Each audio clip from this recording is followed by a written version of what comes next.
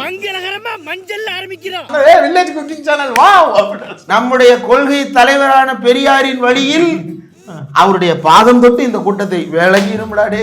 புஷியானதை கூப்பிடும் போதுதான் புயல் மாதிரி வந்து கொண்டிருக்கிறார் master bullet Pandi. Bullet Pandi வந்து கொண்டிருக்கிறார். பல்லாக்கு பாண்டி அப்படின்னு திரும்பி பார்த்தா அழகா. ஐயோ தலைவர் எங்க போனீங்க? இந்த நிக்கிறேன்டா. இங்க எதுவும் ஸ்டாம்பீடு நடக்கலையா, அதுக்குள்ள தலைமுறை வேட்டாங்களோன்னு பயந்துட்டாப்ல ராஜ்மோகன். அவ்வளவு தூரம் சொல்லியும் உன் கண்ணு முன்னாடி அத்தா தண்டி கம்பத்துல ஏறி நின்னு கிஸ்ஸடி கிஸ்ஸடின்னு கேட்டுக்கிட்டு இருக்கான். தம்பி கீழே இறங்கு, தம்பி கீழே இறங்குப்பா ப்ளீஸ், கீழே இறங்குப்பா. நீ இறங்கினாதான் புத்தம் கொடுப்பேன். ஐயோ புரட்சி தலைவர்னா எம்ஜிஆர் ஆச்சு, இப்ப இந்த ஆளை என்ன சொல்றது? சரி புரட்சி தலைவர். ஐயோ அது விசாலு. நானும் அரசு கட்டுப்பாட்டில் இருக்கக்கூடிய பள்ளிக்கூடங்கள்ல 64,69,000 பேர் படிக்கிறாங்க. பிரைவேட் ஸ்கூல்ஸ்ல 60,26,000 பேர் படிக்கிறாங்க. எதுல கவுண்ட் அதிகம்? அரசு பள்ளி. கவர்மெண்ட் எய்டு இருந்தா. இதுல போன அகாடமிக் இயர்ல மட்டும் 4 லட்சம் மாணவர்களுக்கு புதிய அரசு பள்ளிக்கு வந்திருக்கிறாங்க. இல்லம் தேடி கல்வி இன்னைக்கு அத்தனை லட்சம் மாணவர்களை பள்ளிக்கூடத்துக்கு கொண்டு வந்து சேர்த்துருக்குது. இன்னொன்னு டிராப் அவுட் ஆனாங்க அப்படின்னா வீட்டுக்கே போன் போட்டு புள்ள வந்து ஸ்கூலுக்கு 2 நாள் வரலன்னா 3ஆவது நாள் நேர்ல போய் பார்க்க சொல்றாங்க. போன் போட்டு விசாரிச்சு திருப்பி ஸ்கூல்ல கூட்டு வந்து அட்மிஷன் போட 100 மாணவர்கள்ல பிரைமரியில வந்து உள்ள வர்றாங்க அப்படின்னா அதுல இருந்து எலிமெண்டரி போறவங்க, அதாவது 5ஆம் கிளாஸை தாண்டி போறவங்க வந்து 82 பேர் தான் இந்தியாவில். தமிழ்நாட்டில் 97 பேர். செகண்டரி அதாவது 8ஆம் கிளாஸ் வரைக்கும் போறவங்க இந்திய அளவில் 62 பேர் தான். ஆனால் தமிழ்நாட்டில் 87%. இந்த பிரைமரியிலிருந்து எலிமெண்ட்ரிக்கும் எலிமெண்ட்ரியிலிருந்து செகண்டரிக்கும் போற இந்த டிரான்சிஷன் இருக்குல்ல, இதுல நோ டிராப் அவுட் ரேட்டு. பள்ளிக்கூடத்தை பூரா பூட்டினாங்கன்னா இவங்க எல்லாம் எங்கடா இருக்காங்க? திமுக தீய சக்தி தான். சனாதன சங்கிகளுக்கு, பாரதிய சங்கிகளுக்கு.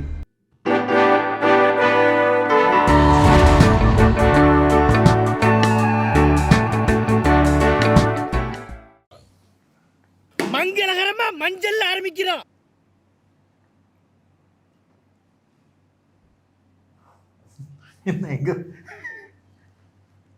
என்னது இது?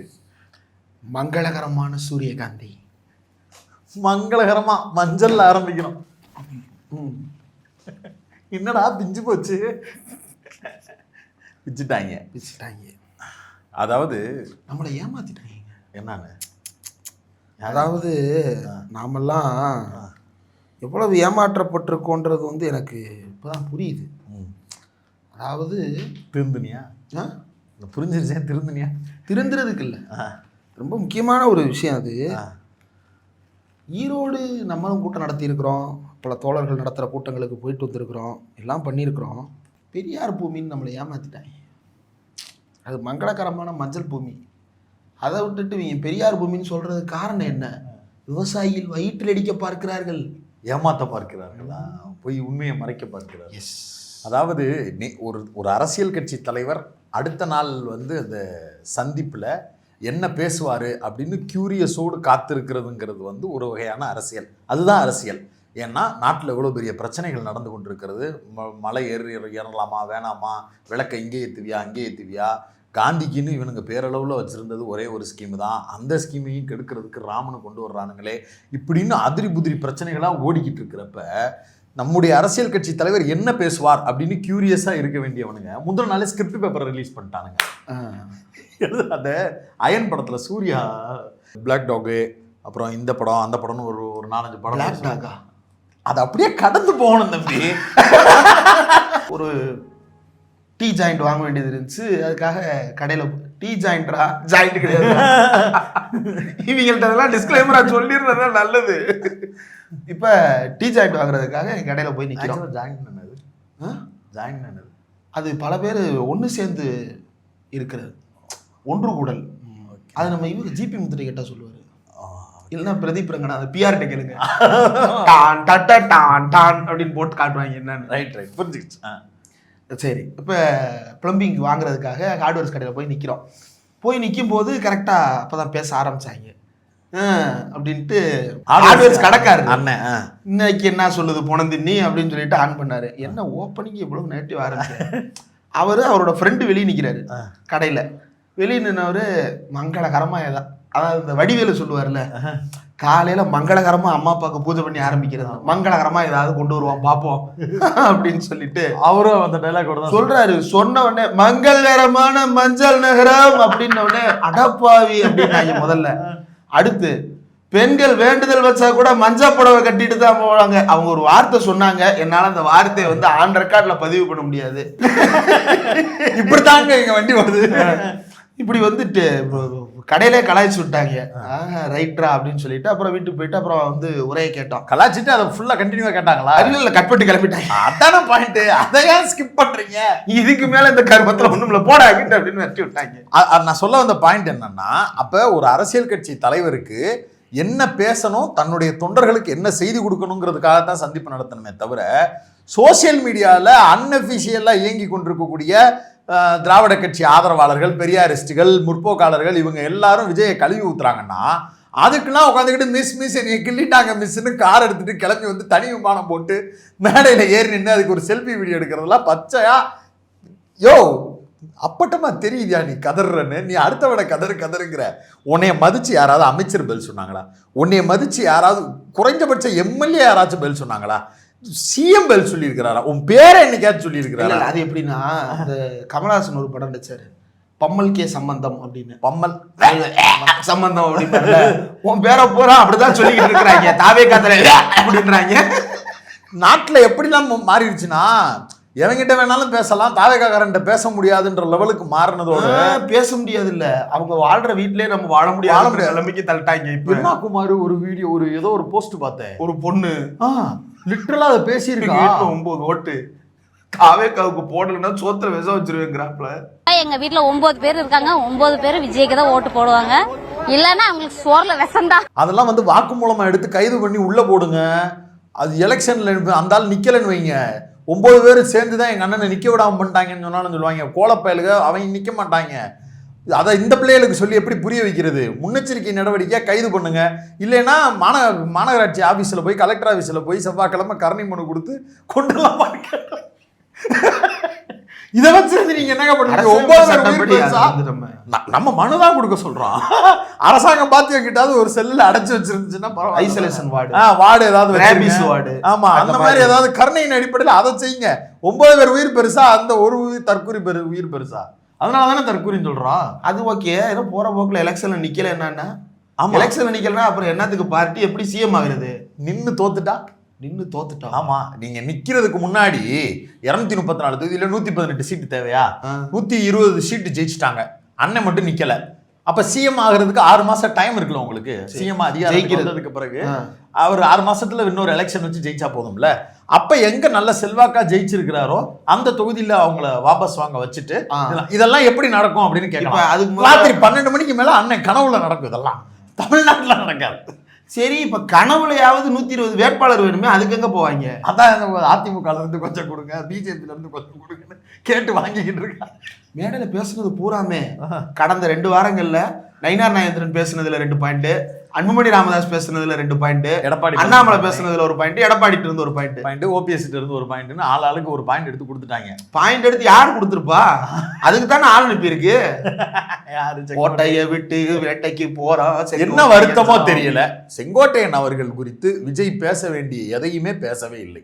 செங்கோட்டையன் வந்திருக்கிறாரு, அது நமக்கு ஒரு பலம். பேச வேண்டிய எதையும் பேசலன்னா அப்ப என்ன எழுதி வச்சிருந்தாங்களா? அப்ப ஆமாங்க, இல்ல அவருக்கு ஆத்மாத்மமா இப்ப ஒருத்தர் உங்களுக்கு கட்சியில வந்து சேர்ந்திருக்கிறாருன்னா ஆத்மாத்மமா நீங்க ஒரு சில பாயிண்ட் எடுத்து வச்சிருக்கணும்ல, ஒண்ணு பேசணும். இன்னொன்னு, ஒரு இடத்துக்கு போறோம்னா அந்த இடத்துல அந்த நிகழ்ச்சியை ஏற்பாடு பண்ணவங்களை வந்து முதல்ல வாழ்த்துறதுன்றது வந்து ஒரு மரபுன்னு இல்லைங்க. மரபெல்லாம் தூக்கி குப்பையில போடுங்க. மனசாட்சின்னு ஒண்ணு இருக்குல்ல, நம்மளால இப்படி ஆர்கனைஸ் பண்ண முடியுமா? வாழ்க்கையில ஆர்கனைஸ் பண்ணிருவியா? பட்டியல அடைச்ச மாதிரி அடைச்சு வச்சிருந்தாங்க. ஏடி இங்க தேலடா ஸ்டைலு எல்லாரும் நில்லு, நான் தான் உட்கார முடியும். வெயில் கொடுத்தது அதெல்லாம் பரவாயில்ல, ஒரு 3 மணி நேரம் தான் அவர் அந்த ஒரு 3 நிமிஷம் பேசுவார், உட்காந்து கேட்டு போ. அப்படி நான் உண்மையில சொல்றேன், மிகையெல்லாம் சொல்லலை. நீங்க ஒன்று வண்டி எடுத்துக்கிட்டு இந்த மதுரையில இருந்து கொஞ்சம் தூரம் தான் ஆவாரங்காடு, அந்த குருவியந்தல் இந்த பகுதி, அங்க வந்து ஒத்தையடி ரோடு இருக்கும். அந்த ரோட்டுக்குள்ள போங்க. ஏற்கனவே நான் சொல்லியிருக்கிறேன், அந்த பக்கம் போனீங்கன்னா ஒரு பட்டி கட்டியிருப்பாங்க. அந்த பட்டிக்கு உள்ள வந்து செம்பரியாட்டு கடை அப்படியே நின்றுக்கிட்டே இருக்கும். கடாயும் ஆடும் நின்றுக்கிட்டே இருக்கும். அது பூராமே நிற்கிறதுக்கு மட்டும்தான் இடம் இருக்கும். அதை கொஞ்சம் விரிச்சு கட்டலாம், அதெல்லாம் கிடையாது, நிற்கிறதுக்கு தான் இடம். அப்படி லிட்டரலாக அதை அப்படியே ஜெராக்ஸ் எடுத்த மாதிரி இவங்க அங்கனைக்கு எங்கன்னா பாத்தி கட்டின மாதிரி சேரெல்லாம் இல்லாமல் நிப்பாட்டிட்டாங்க. ஏன்டான்னு கேட்டால் உடச்சிட்டு போயிடுறான். சேர் வாடகை எவனுமே கொடுக்க மாட்டேங்கிறான். சேருக்குன்னு வாடகைக்கு கொடுக்குறவன் லோக்கலில் நீங்கள் வந்து கதவை தட்டுவாங்கன்னு தெரிஞ்ச உடனே அது பேர் என்ன, இந்த சுப்பிரமணிய ஒரு இடத்துல மைக் செட் வச்சிருப்பாரு, அவர் பேர் ராசாத்தி ரேடியோஸ்காரர் மாதிரி பூட்டி போட்டுட்டு ஓடிடுறாங்க. எப்படி போன் பண்ணாலும் எடுத்து வரவே மாட்டேங்கிறாங்க. இந்த நிலைமையில கட்சியை வச்சிருக்க. இப்ப செங்கோட்டையன் அப்படியாச்சும் ஆர்கனைஸ் பண்ணி இருக்கிறாரு. அப்ப அவர் குறித்து பேச வேண்டியதுன்னு 1-2 இருக்குல்ல. நீ ராசாத்தி ரேடியோஸை கடந்து போயிருவோம். செங்கோட்டையனுக்கு வாங்க. நான் அப்பயே கடந்து போயிட்டேன். நீ தான் என்ன அதுல இல்லைங்க, ஊமைகள் ரொம்ப முக்கியம். என்னன்னு பாருங்க, பெரியார் மண்ணுக்கு போயிட்டு அதாவது ஓப்பனிங்கே எங்க இருந்து ஆரம்பிக்கிறான்?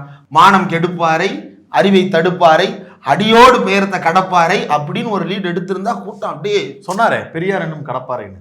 அது பின்னாடி இல்ல. ஆமா, ஓப்பனிங் என்ன? ஓப்பனிங் மங்களகரமா மஞ்சள் ஆரம்பிக்கிறோம்.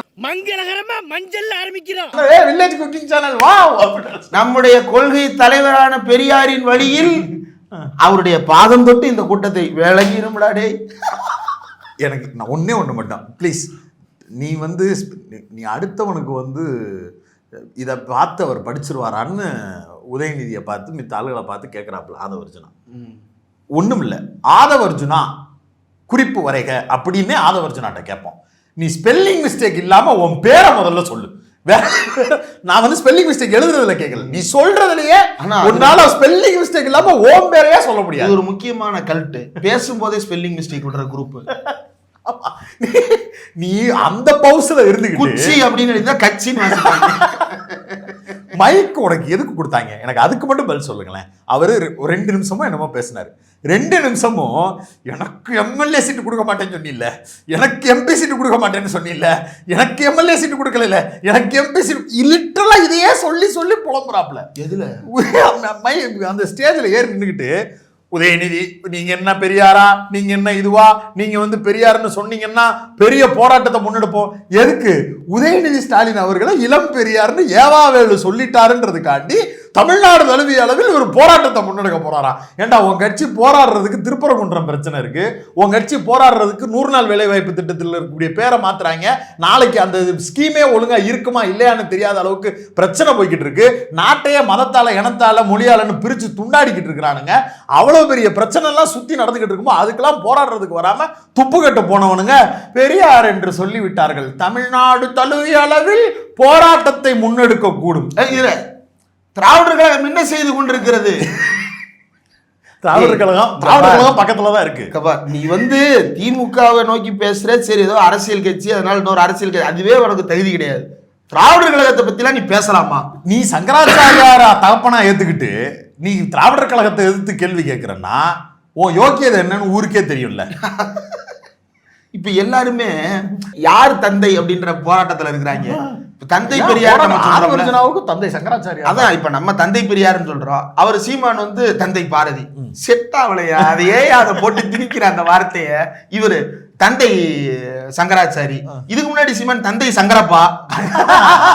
அவர் ஆணைமுத்து வரைக்கும் தந்தைன்றாரு. பல ஐயா அவர் பேர் என்ன, பரமசிவம் தோப்பா அவர்கள் ஐயா தாத்தாண்டுவாரு, அப்பா அப்பான்னுவாரு. பல பேரை வந்து பாரதி ராஜா வரைக்கும் அப்பா தான் அவருக்கு. தோப்பா இவருக்கு அப்பான்னா அப்ப இவரே தாத்தா. அது என்னவோ ஃபேக்ட் தான். இவர் தாத்தா, அவர் அப்பா, அப்படி வச்சுக்கோங்க நீங்க. தந்தை பெரியார் அப்படின்னு கூப்பிடுறதுக்கு தமிழர்களுக்கு ஒரு காரணம் இருக்கு. இளம் பெரியார் அப்படின்னு ஒருத்தர் வாழ்த்துறாரு. சரி, வாழ்த்துறாருங்க, அதுக்கு தக்க அவர் நடந்துக்கிறாரா? சனாதனத்தை ஒழிப்போம் அவர் பேசி இருக்கிறாரு. பெரியார் சொன்னதை அப்படியே அவர் முன்மொழிகிறாரு. அவர் இந்துக்களை ஒழிப்போம்னு நினைக்கா பெரியார் சொன்னாரா? கிடையாது. நீ மனம் திருந்தி வாழணும் அப்படின்றதுக்காக தான் நான் இந்த நாட்டுக்காக உழைக்கிறேன் அப்படின்னு தான் பேசினாரு. அப்ப அதே கருத்தை முன் வைக்கிறாரு. சனாதனத்தை ஒழிப்போம், அது வந்து டெங்கு, மலேரியா, சிக்கன் குனியா போல ஒரு நோய், அந்த நோயை மக்களிடமிருந்து அப்புறப்படுத்துவோம் அப்படின்னு நோயை அப்புறப்படுத்துறத பத்தி பேசுறாரு இல்ல. அப்ப அந்த கான்டெக்ட்ல இவர் இளம் பெரியாருன்னு வாழ்த்துறாரு. அது உங்களுடைய கட்சி கூட்டம். நீ என்ன கான்டெக்ட்ல உங்க அண்ணனை வாழும் காமராசர்னு வாழ்த்துன? அப்ப காமராஜருக்கு எதிராக போராட்டம். நீ நாளைக்கே என்ன பண்ற? 10 கதர் வேட்டி, 10 கதர் சட்டை, பாக்கெட்ல 10 ரூபாய் வச்சுக்கிட்டு ஒரு வாடகை வீட்டுக்கு போய் குடியிருக்கிற. அந்த வாடகை வீட்டுக்கு டிவிஎஸ் ஐயங்கார் வாடகை கட்டுவாரு. உங்க அண்ணனே நீ அப்படி இருக்க சொல்லணும். நீ இருக்க முடியாது. உங்க அண்ணனை தான் சொல்றேன். உங்க அண்ணனை நீ அப்படி இருக்க வைக்கணும். அவர் மட்டும் கிடையாது. ஆனா காமராஜர் வந்து ஒரு ஒற்றுமையை சொல்லலாம். ஆனா இப்படி ஒரு ஒற்றுமையை டிராப் பண்ண முடியுமான்னு தெரியல. காமராஜருடைய அம்மா வந்து ஊர்ல இருந்தாங்க.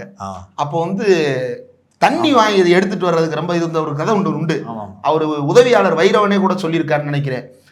தண்ணி ரொம்ப தூரம் போய் எடுத்துட்டு வர வேண்டியது இருக்குப்பா, நம்ம வீட்டு வாசல்ல ஒரு குழாயை வச்சு கொடுத்தேன்னா நானும் பிடிச்சிக்குவேன், நம்ம வீட்டில் இருக்கிற எல்லாரும், நம்ம சுற்றி இருக்கிற எல்லாரும் பிடிச்சிக்குவாங்கல்ல அப்படின்னு அம்மா கேட்ட உடனே, நான் முதலமைச்சர் ஆயிட்டா உன் வீட்டுக்கு மட்டும்தான் நான் முதலமைச்சரா, நான் மொத்த தமிழ்நாடு தான் யோசிக்க முடியும், உனக்காண்டிலாம் நான் தனியாக ஒன்றும் பண்ண முடியாது அப்படின்னு சொல்லிட்டு கேட்டது அம்மாவாவே இருந்தாலும் கூட அது தனிப்பட்ட நோக்கத்திற்காக கேட்குறாங்க அப்படின்ற காரணத்தினால காமராஜர் நிராகரிச்சிட்டார் அப்படின்னு சொல்லுவாங்க. சொந்த அம்மாவாவே இருந்தாலும் பிறந்த நாளைக்கு கூட நேரில் போய் பார்க்காத அளவுக்கு இப்பயே ஒரு கட்சி நடத்துறாரு இல்லையா? ஆனாலும் எனக்கு அந்த காமராஜர் உதாரணத்துல பல கேள்விகள் இருக்கு, அதை ஸ்கிப் பண்ணிக்கிறேன். அதை இன்னொரு நாள் நம்ம விரிவா பேசிக்கலாம். அதாவது நான் வந்து மக்களின் பார்வைக்கு சொல்றேன், நான் என்னோட கருத்தை திரிக்கிறேன். சரி. இதோட பொருத்தி பாத்தீங்க, அம்மா பிறந்த நாள் அம்மாவுக்கிட்ட போய் அம்மாவே இருந்தாலும் பிறந்த நாளைக்கு வாழ்த்து நான் சொல்லணுமா?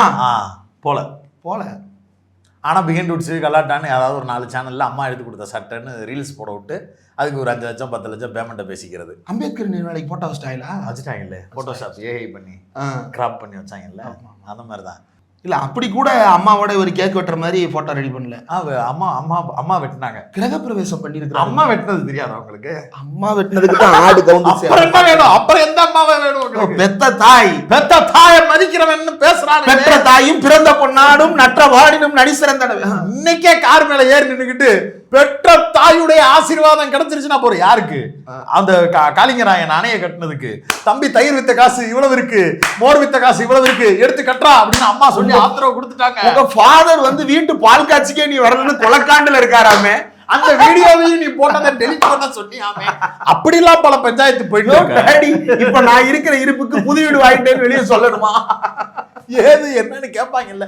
சரி, அவரு சொந்த காசுல வாங்கி இருக்கிறாரு. உன் அப்பா வீட்டு காசு. ஆமா, உண்மையிலே உங்க அப்பா வீட்டு காசு தான். அதான் உங்க அப்பா வாழ்றதுக்காக வச்சிருக்காரு, அது பிரச்சனை இல்லை, நம்ம அதை கேள்வி கேட்க போறது இல்லை. இந்த தாயினுடைய ஆசீர்வாதம் கிடைச்சிருச்சுன்னா போதும். நீங்களே உங்க பிறந்த நாளைக்கு உங்க தாயிட்ட போய் ஆசீர்வாதம் வாங்குனீங்களான்னு ஒரு பொது சமூகம் கேட்டுக்கிட்டு இருக்கு. இப்படி இல்லாமாடா பர்சனலா பேசுவீங்க அப்படின்னா நீங்க தான் சொல்றீங்க. அதே மேடையில ஏறி பர்சனலா பேச வேணான்னு இருக்கேன், பேச தெரியாம இல்ல, என்னை விட மோசமா யாராலையும் பேச முடியாது அப்படின்னு ஆபாசமா பேசுறதுக்கு பிள்ளையார் சொல்லிய போட்டு கொடுக்குறாப்ல. அசிங்கமா பேசுறதுதான் அரசியல்னா அந்த அரசியல் நமக்கு வராதுன்னா நல்லாவே வரும். ஏற்கனவே அவனுங்க ஆபாசத்துலதான் உருள்றானுங்க, அயோக்கியத்தனமா பேசிருக்காங்க இவனுங்களுக்கு. பாருங்களேன், உதயநிதி பையன், உதயநிதி வீட்டு பிள்ளைங்க, அவங்க குடும்பம் எல்லார பத்தியும் ஆபாசமா ஆரம்பிச்சு ஒரு ஏஐ போட்டோவை போட்டு இருந்தானுங்க. அதுக்கு பதில் கவுண்டருக்கு இந்த பக்கம் இருக்கிறவனுங்க இவனுங்களுக்கும் அறிவில்லை அவனுங்களுக்கும் அறிவில்லை, 2 பேரும் சேர்ந்துக்கிட்டு அவன் குடும்பத்தில் இருக்கக்கூடிய ஆட்களை போட்டு அடிக்கிறானுங்க. இந்த நேரத்துல மைக்க பிடிச்சி பேசக்கூடிய யோக்கியம் என்ன பேசணும்? அப்படி பேசுவது தவறு. அப்படி பேசுறதுக்கு உனக்கு தெரிஞ்சிருந்தாலும் நீ பேசக்கூடாது, அதுதான் உனக்கான அங்கீகாரம், தகுதியா இருக்கணும் அப்படின்னு சொல்றதை விட்டுட்டு உங்களோட நான் அசிங்கமா பேசுவேன், பேர்ட் வேட்ஸ்ல பெச்சரை போட்டு பார்ப்போமா, பெட்டு கட்டி பேசி பார்ப்போமா அப்படின்னு பேசுறேன்னா நீ எவ்வளவு பெரிய அல்பையா இருப்ப. இந்த அல்பத்தனத்தை நீ செய்யறதுனாலதான் அந்த குட்டி பசங்க பூரா பேரும் தற்கொலை பூரா பேரும் இங்க சோசியல் மீடியால வைக்கிறான். வீட்டுக்குள்ள விச வச்சு 9 பேரை கொள்ளுவேங்குது ஒரு அம்மா. தகுமா இது? அடுக்குமா இது? அவங்களுடைய அல்டிமேட் கோல் என்ன? இப்படியான ஒரு உதாரண விஜய கல்யாணம் பண்றதா அவங்க கோல். பெண்கள் ஆண்களே அப்படிதான் இருக்கிறாங்க, அது நமக்கு பிரச்சனை இல்லை. ஆனா ஒருத்தருடைய நோக்கம் என்னவா இருக்கணும்? தலைவரை நேர்ல பார்க்கணும், அது கூட பரவாயில்ல. தலைவரோட ஒரு போட்டோ எடுக்கணும், சரி, ஒரு ஆசை. தலைவர் வந்து இந்த ஒரு திட்டத்தை நிறைவேற்றி கொடுக்கணும், அது ஒரு பிரியம். நான் அடுத்த ஜென்மத்தில் என் தலைவருக்கு பொண்டாட்டியா பிறக்கணும்ன்ற விருப்பப்படுறாங்க. என்ன லாஜிக்கு புரியல. சரி, அது கூட உங்களுக்கு வந்து சில மனநல மருத்துவர்கள் சொல்லுவாங்க ஆல்பா மேல் பீல்பா மேல். ஐயோ, நீங்க அந்த வெயிட்டேஜ் எல்லாம் கொடுத்து வச்சுக்கோங்க. பேர பசங்களா, ஒரு 15 வருஷத்துக்கு முன்னாடி ஆஹா இந்த வாதங்கள்லாம் நல்லா இருக்கே அப்படின்னு நாங்களும் கேட்டுன்னு தாண்டா இருந்தோம். பிறகு புத்தி வந்துருச்சு, தயவு செய்து திருந்துங்கடா. அவனுங்களை அந்த கூட்டத்துக்கிட்ட பொலிட்டிசைஸ் பண்றான்னா அந்த கூட்டத்தை கூப்பிட்டுக்கிட்டு நான் இதை விட அசிங்கமா பேசுவேன்டா, அண்ணனை பத்தி உங்களுக்கு தெரியாதரா நீ பேசுறேன்னா இது எவ்வளவு அயோக்கியத்தனமா இருக்கும். சின்னொன்னு அந்த கூட்டம் எதுக்கு அயோக்கியன்னு சொல்லாதீங்க, என்னன்னு சொல்லணும்? அயோக்கியன் அப்படின்ற வார்த்தையை வந்து இப்ப ராஜ்மோகன் ஸ்டைல்ல யோசிச்சு பாருங்க. அயோக்கியன் என்றால் என்ன? யோக்கியன், அதுதான் அயோக்கியனானது.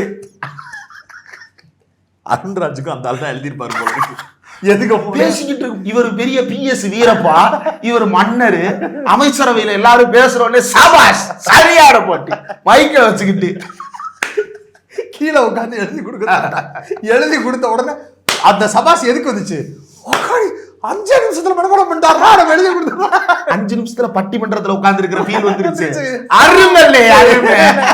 புஷியானதை கூப்பிடும் போதுதான் புயல் மாதிரி வந்து கொண்டிருக்கிறார் மாஸ்டர் புல்லட் பாண்டி. இதோ வந்து விட்டார். புல்லட் பாண்டி வந்து கொண்டிருக்கிறார். பல்லாக்கு பாண்டி அப்படின்னு திரும்பி பார்த்தா அழகா. ஐயோ தலைவர் எங்க போனீங்க, பொதுச்செயலாளர் எங்க போனீங்க அப்படின்னு இந்த நிக்கிறேன்டா. இங்க எதுவும் ஸ்டாம்பீடு நடக்கலையா, அதுக்குள்ள தலைமுறை வேட்டாயிரோன்னு பயந்துட்டாப்ல ராஜ்மோகன். இந்த ராஜ்மோகனை எதுக்கு கட்சியில சேர்த்தாங்க? அப்பக்கப்ப நடக்கக்கூடிய நிகழ்ச்சிகள்ல காம்பேரிங் பண்றதுக்கு ஆள் தேவைப்படுது. ஆமா, அதுக்கு ப்ரொஃபஷனலா ஒரு பேமெண்ட் வாங்கிட்டு பண்ணக்கூடிய நபர், அவர் பண்ணக்கூடிய நபர். இப்ப அவரையே கட்சியில சேர்த்துக்கிட்டோம்னா, இப்ப தனியா இருக்கிறவங்கன்னு இருக்கிறாங்க. இப்ப முரசொலின்னு ஒரு பையன் இருப்பாப்ல, அவர் பண்ணுவாப்ல. அப்புறம் கலைஞர்ல சௌமியான்னு ஒரு லேடி, ஒரு மேம் இருப்பாங்க, அவங்க பண்ணுவாங்க. அப்புறம் உங்க திவ்யான்னு ஒருத்தங்க பண்ணுவாங்க. நிறைய பேர் இருக்கிறாங்க. திவ்யாநாதன், தனலட்சுமின்னு நிறைய பேர் இருக்காங்க. சலீனா அவங்க பண்ணுவாங்க. செலினா அவங்க பண்ணுவாங்க. இப்படி நிறைய பேர் இருக்கிறாங்க. இவங்க எல்லாரையும் ஒரு தடவை நீங்க ஒரு நிகழ்ச்சி ஏன் செலினா விட்டீங்க? ஓகே, சினிமா ஏஞ்சலின் டிடி இந்த மாதிரி நிறைய பேர் இருக்கிறாங்க. இவங்க எல்லாருமே காம்பேரிங் பண்றதுக்கு அப்படின்னு வரணும்னா நீங்க அந்த நிகழ்ச்சிக்கு ஒரு பெரிய பேமெண்ட் அவங்களுக்கு கொடுக்கணும். அதுதான் அவங்களுடைய மார்க்கெட்ல அவங்களுக்குன்னு ஒரு ஃபேன் பேஸ். அது அவங்க தொழில், அந்த தொழிலுக்கு நீங்க காசு கொடுத்து பயன்படுத்துறீங்க. என்ன பண்ணிட்டானுங்க, ஒரு ஈவெண்ட்டுக்கும் டிடியை கூப்பிடுறது, இந்த மாதிரி ஆட்களை ஃபிக்ஸ் பண்ணணும்னா ஹெவியா செலவாகுதே. இதுக்கு தேல்பத்ரி சிங் எவனாவது ஒருத்தர் அதுக்காவது காசு வேணாமா? காசு தானே இருங்க. அவன் புத்தி எப்படி போயிருக்கும்னா, இதுக்கு 10,000 ரூபாய் பே பண்ணணும்னா அதுக்கு ஒரு 20 கலர் டிக்கெட் விற்கணுமே. கரெக்ட். அப்படி எல்லாம் யோசிச்சுட்டே இருந்துட்டு டக்குன்னு யாராவ எது கொடுத்தாலும் பேசுறது தயாரா இருக்கிறவன் அண்ணே நான் இருக்கேன்னே அப்படின்னு எட்டி பார்த்தவர் தான் ராஜமோகன். தூக்கி உள்ள போட்டாங்க. வாய்ஸ் ஆஃப் காமெண்ட்ல மாசம் கொடுக்குற சம்பளத்துக்கு கூவுங்கடான்னா, சம்பளத்தை தாண்டி ஹெவி பேமெண்ட்டுக்கு கூவுறேன் பாருங்கன்ட்டு அந்த மைக்கை வச்சுக்கிட்டு, ஐயோ அந்த மைக்கை அவர்கிட்ட இருந்து பறிங்களாங்க. தினசரி நடுவர் அவர்களே, அது தயவு செஞ்சு வாய்ப்பு இருக்கிறவங்க அந்த கிளிப்பிங்கை மட்டும் போட்டு பாருங்க. அதாவது ஊர்ல ஒண்ணு சொல்லுவாங்க, பசியில காஞ்ச மாடு கம்புல பாயுதுன்னுவாங்கல்ல. வைத்த பசிக்கும், மரத்தை தேடும், மரம் கிடைக்காது, ஒரே ஒரு கம்பு இருக்கும், அதுல முட்டு களை தான் இருக்கும். அதை கூட விடக்கூடாதுன்னு பறிச்சு சாப்பிடும். ஓகேவா? ஓகே. அந்த மாதிரி அந்த வெயில்ல ஏறி நின்னுக்கிட்டு அதான் கீழே இருக்கவனே கத்துறானே, நீ இல்ல அப்படி பேக்ரவுண்ட் போடுங்க பின்னாடி. பாம் பாபா பாம் பாபாம் பாபாம் காந்தாரா. இது காந்தாராத்திரி விரைவில் இப்படி பண்ணிக்கிட்டு இருக்கிறாரு. காந்தாராத்திரியா காஞ்சனாத்திரியா தெரியல. எடுத்து போட்டு அந்த நிகழ்ச்சியை அவர்கிட்ட மைக்க வாங்குங்கடாங்கிற நிலைமைக்கு அந்த நிகழ்ச்சியை கோஆர்டினேட் பண்ணிட்டு, அதுல பெருமை வேற, என்னைய விட இது எதுவும் யாரும் பண்றதுக்கு இல்லை, அது ஒண்ணுனாலதான் அங்க வண்டி ஓடிக்கிட்டு இருக்கு, உங்க அளவுக்கு கூட அங்க பேசுறதுக்கு ஆள் இல்லைங்கிற ஒரே காரணத்துக்காக மிஸ்டர் ராஜ்மோகன் ப்ரோ லிட்டரலா அந்த இவரு பிரபு சாலமன் படம் ஒண்ணு வருமே, அதுல இந்த சித்தப்பா கதாபாத்திரம் ஒண்ணு, செமீன் கதாபாத்திரம், அது வந்து நீர்வீச்சும் யானை அப்படின்னு சொல்லி பேசிக்கிட்டே லைட்டு. ஒரு கட்டத்துல டென்ஷன், சித்தப்பா போ சித்தப்பா சித்தப்பா போ சித்தப்பா. ஒரு ஜமீன் வாரிசுக்கு இது கூட தெரியாம ஐயோ எனக்கு அதெல்லாம் தோணாது. நான் வேணா கைப்பட எழுதி கொடுத்துறட்டுமா எல்லாருக்கும்? எனக்கு அதெல்லாம் தோணாது. கவுண்டமணி பிரபு படத்துல பிரபுவா நடிகர் பிரபு இங்க ஒரு பிரபு இருக்கிறாருல்ல, அது வரலையா? அவர் சீரியல் ஆக்டர். இப்ப ஏதோ ஒரு லேடி டாக்டர் டேக் ஓவர் பண்ணிருக்காங்க அந்த பொறுப்பை. அவர் ஒய்ஃப் தானே இல்லையா? அப்படியா? அப்படிதான் சொன்னாங்க. குடும்பத்தோடயா? ஆமா, அவங்களும் பல் டாக்டர் ஆனான்னு தெரியல. என்ன டாக்டர் ஆனாலும் இருக்கட்டும், குடும்பத்தோட பிஆர் வேலை பார்த்துட்டு இருக்கிறாங்க. இந்த பக்கம் பிரபு உட்காந்துருப்பாரு, ஆப்போசிட்ல ஒரு தாத்தா உட்காந்துருப்பாரு, கவுண்டமணி தலையில தட்டி சாப்பிடுறா பேசாம இருறா அப்படின்னு சொல்லக்கூடிய நிலைமைக்கு அந்த ஷோவை ஏற்பாடு பண்ணிட்டார். சரி, இது எல்லாத்தையும் வச்சுட்டு இந்த ஆளாச்சும் விஷயமா ஏதாவது பேச வருவாரு அப்படின்னா, நம்ம ஏற்கனவே குறிப்பிட்டது போல இந்த சமூகத்தின் பிரதான பிரச்சனைகளாக பேசப்பட வேண்டிய பக்கங்கள்னு இருக்கக்கூடிய விஷயங்களை சுத்தமா தொடவே இல்லை. குறிப்பா திருப்பரங்குன்றம் மேட்டர். நேத்து நான் பேஸ்புக்லயே ஒரு லிஸ்ட் போட்டேன், எவ்வளவு பஞ்சாயத்துகள் இருக்கு. ஆமா, இந்த இன்னைக்கு இவங்க வர்றாங்கன்றதுனாலதான் நேற்று அந்த போஸ்டே போட்டேன். திருப்பரங்குன்றம் பஞ்சாயத்து, ஜிஆர் சாமிநாதன் தீர்ப்பு, நாடாளுமன்றத்தில் வந்தே மாதரம் அப்படின்ற பாட்டோட 150வது வருஷம் கொண்டாட்டம்ன்ற பேர்ல அவங்க நடத்துற இந்துத்துவ உரையாடல், வாக்காளர் சிறப்பு தீவிர திருத்தம் நாளைக்கு வரப்போகுது, அதை பத்தி பேசல. மகாத்மா காந்தி ஊரக வேலை உறுதி திட்டத்தை மொத்தமா கண்டம் பண்ணிட்டானுங்க. தமிழ்நாட்டுல இந்திய திணிக்கிறதுக்கான மறைமுக வழியா நவோதயா பள்ளிகளை இன்ட்ரோடியூஸ் பண்ண வர்றானுங்க. அதுக்கு வந்து அனுமதி எழுந்து அவங்களே கேட்டு கோர்ட் மூலமாவே போட்டு இடத்தெல்லாம் நீங்க ஐடென்டிஃபை பண்ணி கொடுக்கணும்னு கம்பல்ஷனா கோர்ட் மூலமாவே வாங்குறானுங்க. அதுல நீதிபதி செம்மல் இடைநீக்கம் நீதிபதி செம்மரடி நீக்கத்துல நீ அரசாங்கத்தை விமர்சிச்சு பேசலாமே. திமுகவை விமர்சிக்கிறதுக்கான பாயிண்டே இருக்கு, அதுல பேச வேண்டியதானே. நீதிபதி செம்மரடி நீக்கத்தை பத்தி பேசல. பாரதியாரை வச்சுக்கிட்டு பெரியாருக்கு நான் பெரியாரை வந்து பாரதியார் கடப்பாறை பார்ப்பன கடப்பாறை வைத்து பெரியாரை இடிப்பேன் அப்படின்னு சொல்லிட்டு சம்பந்தம் இல்லாத கம்பாரிசனை போட்டு பேசிக்கிட்டு இருக்காப்ல. அதாவது பார்ப்பன உரல்னு சொல்லலாம். என்ன உரல்? பெரிய உரல் கிடையாது, பாக்கு குத்துற உரல். அப்படி வேணா நீ சொல்லலாம். பார்ப்பன கடப்பாறை எடுப்பேன். சரி ரைட், எனக்கு அதெல்லாம் டவுட் இல்லை. நீ எடு, திரும்பி பார்த்தா ஒரு பயம் இருக்க மாட்டாங்க. யாரை கூட்டம் கடப்பாறை எங்க இருந்து கண்டுபிடிப்பேன்? ஒரு பெரிய தாவீது ஒரு கல்லை விட்டு கோழியாத்தான் சாய்க்க போறாரு. சீமான் தேடிக்கிட்டு இருந்த கடப்பாறை பூரா வரிசையா தேவநாதன் காஞ்சிபுரம் கோயில்ல சாத்தி வச்சுட்டு இருக்காள் அந்த கடப்பாறை. தேவநாதன் அது வேண்டாம், அது வந்து லெஜெண்ட். அந்த தேவநாதன் இல்ல, இந்த தேவநாதன் யாதவன் ஒருத்தர். அந்த தேவநாதன் அத சிறையில சாத்திட்டாங்க. அவர் நீங்க பார்ப்பன கடப்பாறை தேவநாதன் நான் அங்க போயிட்டேங்க. சொல்லலைங்க, தேவநாதன் ஐநாப்பூர் தேவநாதன் சொல்லுங்க. அத்தனை பார்ப்பன கடப்பாறையும் எடுத்து எடுத்து சொல்லிட்டான். பூரா பேரும் ஸ்டாலின் சார் உங்களுக்கு தான் எங்க ஓட்டு, எங்க பணத்தை வாங்கி கொடுங்க அப்படின்னு நீ கேட்ட கடப்பாறை பூரா அங்க கெஞ்சிக்கிட்டு இருக்கு. இது வந்து இந்திய வரலாற்றிலேயே இதுவரை நடக்காத ஒன்று. நான் சும்மா சொல்லல. வெல்ல முடியாதது எல்லாம் வென்று காட்டியது திமுக கழகம் அப்படின்னு நான் சும்மா சொல்லல. நடக்குது. அது ட்ரைப்ஸ்ல வாய்ப்பு இருக்கிறவங்க அந்த வீடியோ பப்ளிக் பைட் மாதிரி இருக்கும். அந்த ப்ரொட்டஸ்டையும் கவர் பண்ணியிருக்கிறாங்க. தமிழ்நாடு முழுக்க ஒரு மிகப்பெரிய அளவிற்கான பாருங்க, அதையும் ட்ரைப்ஸ் தான் போய் கவர் பண்ண. சாணக்கியா போச்சா, தாமரை போச்சா, சிரி டிவி போச்சா, முழுக்க முழுக்க பாதிக்கப்பட்டது பார்ப்பன பெண்களும் பார்ப்பன ஆண்களும். ஆனால் பார்ப்பன கடப்பாறைகள் தான் அவங்க எல்லாம். அவர் பாதிக்கப்பட்டிருக்கிறார்கள் அப்படிங்கிறதுனால அது கடப்பாறை எங்க இருக்குன்னு தேடுறதுக்காக போயிருப்பாப்புல கரிகால. இவங்க பூரா பேரும் சேர்ந்து உட்கார்ந்து அப்படின்னு பாவம் வருத்தப்பட்டு ரொம்ப ஃபீல் பண்ணிப்போம். உண்மை, அதை நம்ம வந்து விமர்சிக்க கூடாது. அவங்க பாவம், அவங்களுடைய சம்பாத்தியம் அவங்க உழைச்சிருக்கிறாங்க. அதை வந்து பாஜகவை சேர்ந்த தேவநாதன் யாதவ் என்கிற நபர் பறிச்சுட்டு சிட்பண்ட் நடத்துற மாதிரி பேங்க் நடத்துறேன்னு சொல்லி ஏமாத்திட்டு போயிட்டாரு. இப்ப அந்த கடப்பாறைகள் பூரா பேரு ஸ்டாலின்கிட்ட கண்ணீர் விட்டுக்கிட்டு இருக்கு, ஐயா எங்க பணத்தை வாங்கி கொடுங்க அப்படின்னு. ஆனா தமிழ்நாடு முதலமைச்சர் உள்ளபடியே தமிழ்நாடு பொருளாதார குற்றப்பிரிவை அனுப்பிவிட்டு இந்த வழக்கை விரைவில் விசாரித்து அவர்களுக்கு நீதி வாங்கி கொடுக்கணும். பண மேட்ரு எப்பவுமே இந்த ஒரு பெரிய பிரச்சனை இருக்கும், அதை நீங்க டீல் பண்ணவே முடியாது. ஏன்னா செலவாயிடுச்சு அப்படின்னு சொன்னா பேங்க்ன்ற பேர்ல எல்லாம் நடத்துறாங்க. சோ அது ஃபுல்லாவே ரொட்டேட்டிங் மணி. அவன் வந்து அந்த பணத்தை என்னமாவது பண்ணி எங்கேயாவது விட்டு லாஸ் ஆயிடுச்சு. எங்கேயும் விடல, போன சட்டப்ப நாடாளுமன்ற தேர்தலுக்கு விட்டுருக்காங்க. ஆமா, பாஜகவுக்கு செலவு பண்ணிருக்காங்க. அத்தனை பார்ப்பனர்களுடைய கடப்பாறை மூலமாக நம்பி சம்பாதிக்கப்பட்ட அந்த பணத்தை யாருக்கு ஆதரவானவர்கள் நீங்க எல்லாரும் ஓட்டு போட்டாங்களோ அந்த பாஜக கட்சியை சார்ந்த நபர் வேட்பாளராக நிறுத்தப்பட்டு பலருக்கும் அந்த பணத்தை பகிர்ந்து கொடுத்து உபூதி அடித்து விட்டார். நீங்க யோசிங்களா? தேவநாதன் யாதவ்னு ஒருத்தர் வேட்பாளர் வருவாரு, நீங்க யாருமே யோசிக்கல. ஊரூரா தேவநாதன் யாதவ் மாதிரி பல பேர் வழிகள் போஸ்டர் ஒட்டிட்டு தான் திரியிறாங்க. ஏன் நம்ம முன்னாள் தலைமைச் செயலாளரே கூட சிவாஜி பக்கம் ராஜவாலய பக்கத்துலாம் வந்து போஸ்டர் ஒட்டிட்டு திரியிறாப்ல. யாராவது சீட்டு கொடுக்க போறாங்களா? அப்படி கிடையாது. இப்ப இவருக்கு எப்படி சீட்டு வருது அப்படின்னா, அந்த பணம் பார்ப்பனர்களுடைய பணத்தை எடுத்து தமிழ்நாடு முழுக்க அண்ணாமலை தேர்தல் செலவு செய்வதற்காக தேவநாதன் யாதவ் எடுத்து கொடுத்து அதன் பேர் அப்பயே வந்து இதை போய் தமிழிசை சவுந்தரராஜன் போன்றவர்கள்ட்ட கம்ப்ளைண்டா கொடுத்தாங்க. யாருமே கண்டுக்கல. ஆமா, 2-3 தடவை டெல்லிக்கே கம்ப்ளைண்ட்லாம் அனுப்பப்பட்டு அது இக்னோர் செய்யப்பட்டது. பக்கத்து வீட்டுல அதாவது எதிர்த்தாப்புல எவனாவது சத்தமா ஒரு வேலையை பண்ணிட்டான்னா ராவோட ராவா கால் பண்ணி கம்ப்ளைண்ட் அடிச்சு போலீஸ் வர வைக்கிறவன். ஆமா, ஒரு கோயில்ல ஒரு பஞ்சாயத்துனா பிரசிடென்ட் வரைக்கும் இன்லாண்ட் லெட்டர்னு அப்ப ரொம்ப ஃபேமஸ். ஆமா, ஒரு இன்லாண்ட் லெட்டர் வாங்கினாங்கன்னா பேர் எழுதுற இடத்தை தவிர பூரா இடத்துல கம்ப்ளைண்ட் எழுதி குடியரசுத் தலைவர் மாளிகைக்கு அனுப்புவாங்க. அப்பேற்பட்ட ஜில்லாதி ஜித்துக்காரங்க அவங்களையே ஒருத்தர் விபூதி அடிச்சிட்டாப்ல. பிரிவி கவுன்சில் வரைக்கும் செல்வாக்கு இருந்தவங்கள அடிச்சு. இப்ப என்னன்னா, அவங்க போய் நீங்க பணம் கேட்டா லிட்டரலா அவங்க வந்து அவர் பேர்ல எந்த சொத்தும் இல்லை, அவர் சம்பந்தப்பட்ட ஆட்கள்கிட்ட சொத்து இல்லைன்னு முடிவாயிருச்சுன்னா அந்த பணத்தை அரசாங்கம் எப்படி வாங்குறது? இருக்கிறது தேவநாதன் யாதவ், அவர் உசுறு மட்டும் பேங்க்ரப்ட், அவ்வளவுதான். அந்த உசுரை மட்டும் எடுத்துக்கிட்டு நீங்க யாராவது பணம் கொடுக்க போறாங்களா? இல்ல உங்கள்ட்ட இருந்து வாங்கி கொடுக்குறேன்னு நீங்க இவ்வளவு நாள் ஓட்டு போட்டீங்களே பிஜேபி, அந்த பிஜேபிக்காரங்க யாராவது அந்த உசுருக்கு ஏதாவது பணம் வச்சிருக்காங்களா? ஒன்றும் கிடையாது. அப்போ ஒன்றும் பண்ண முடியாத நெருக்கடி தான் இருக்கு. இது வந்து இது உங்களுக்குன்னு மட்டும் இல்லை, இதே மாதிரி மாசம் கோயம்புத்தூர் பக்கம் போனீங்கன்னா கதையா சொல்லுவாங்க. இந்த தமிழ்நாட்டிலேயே ஏமாறுறதுக்குன்னு அளவெடுத்து செஞ்சு அவங்க ஊரை தான் செலக்ட் பண்ணி ஏமாத்துறாங்க. ஆனாலும் தொடர்ச்சியாக ஏமாந்துக்கிட்டே இருக்காங்க. அப்படிலாம் போனீங்கன்னா இது மாதிரி 1000 கதை இருக்கு.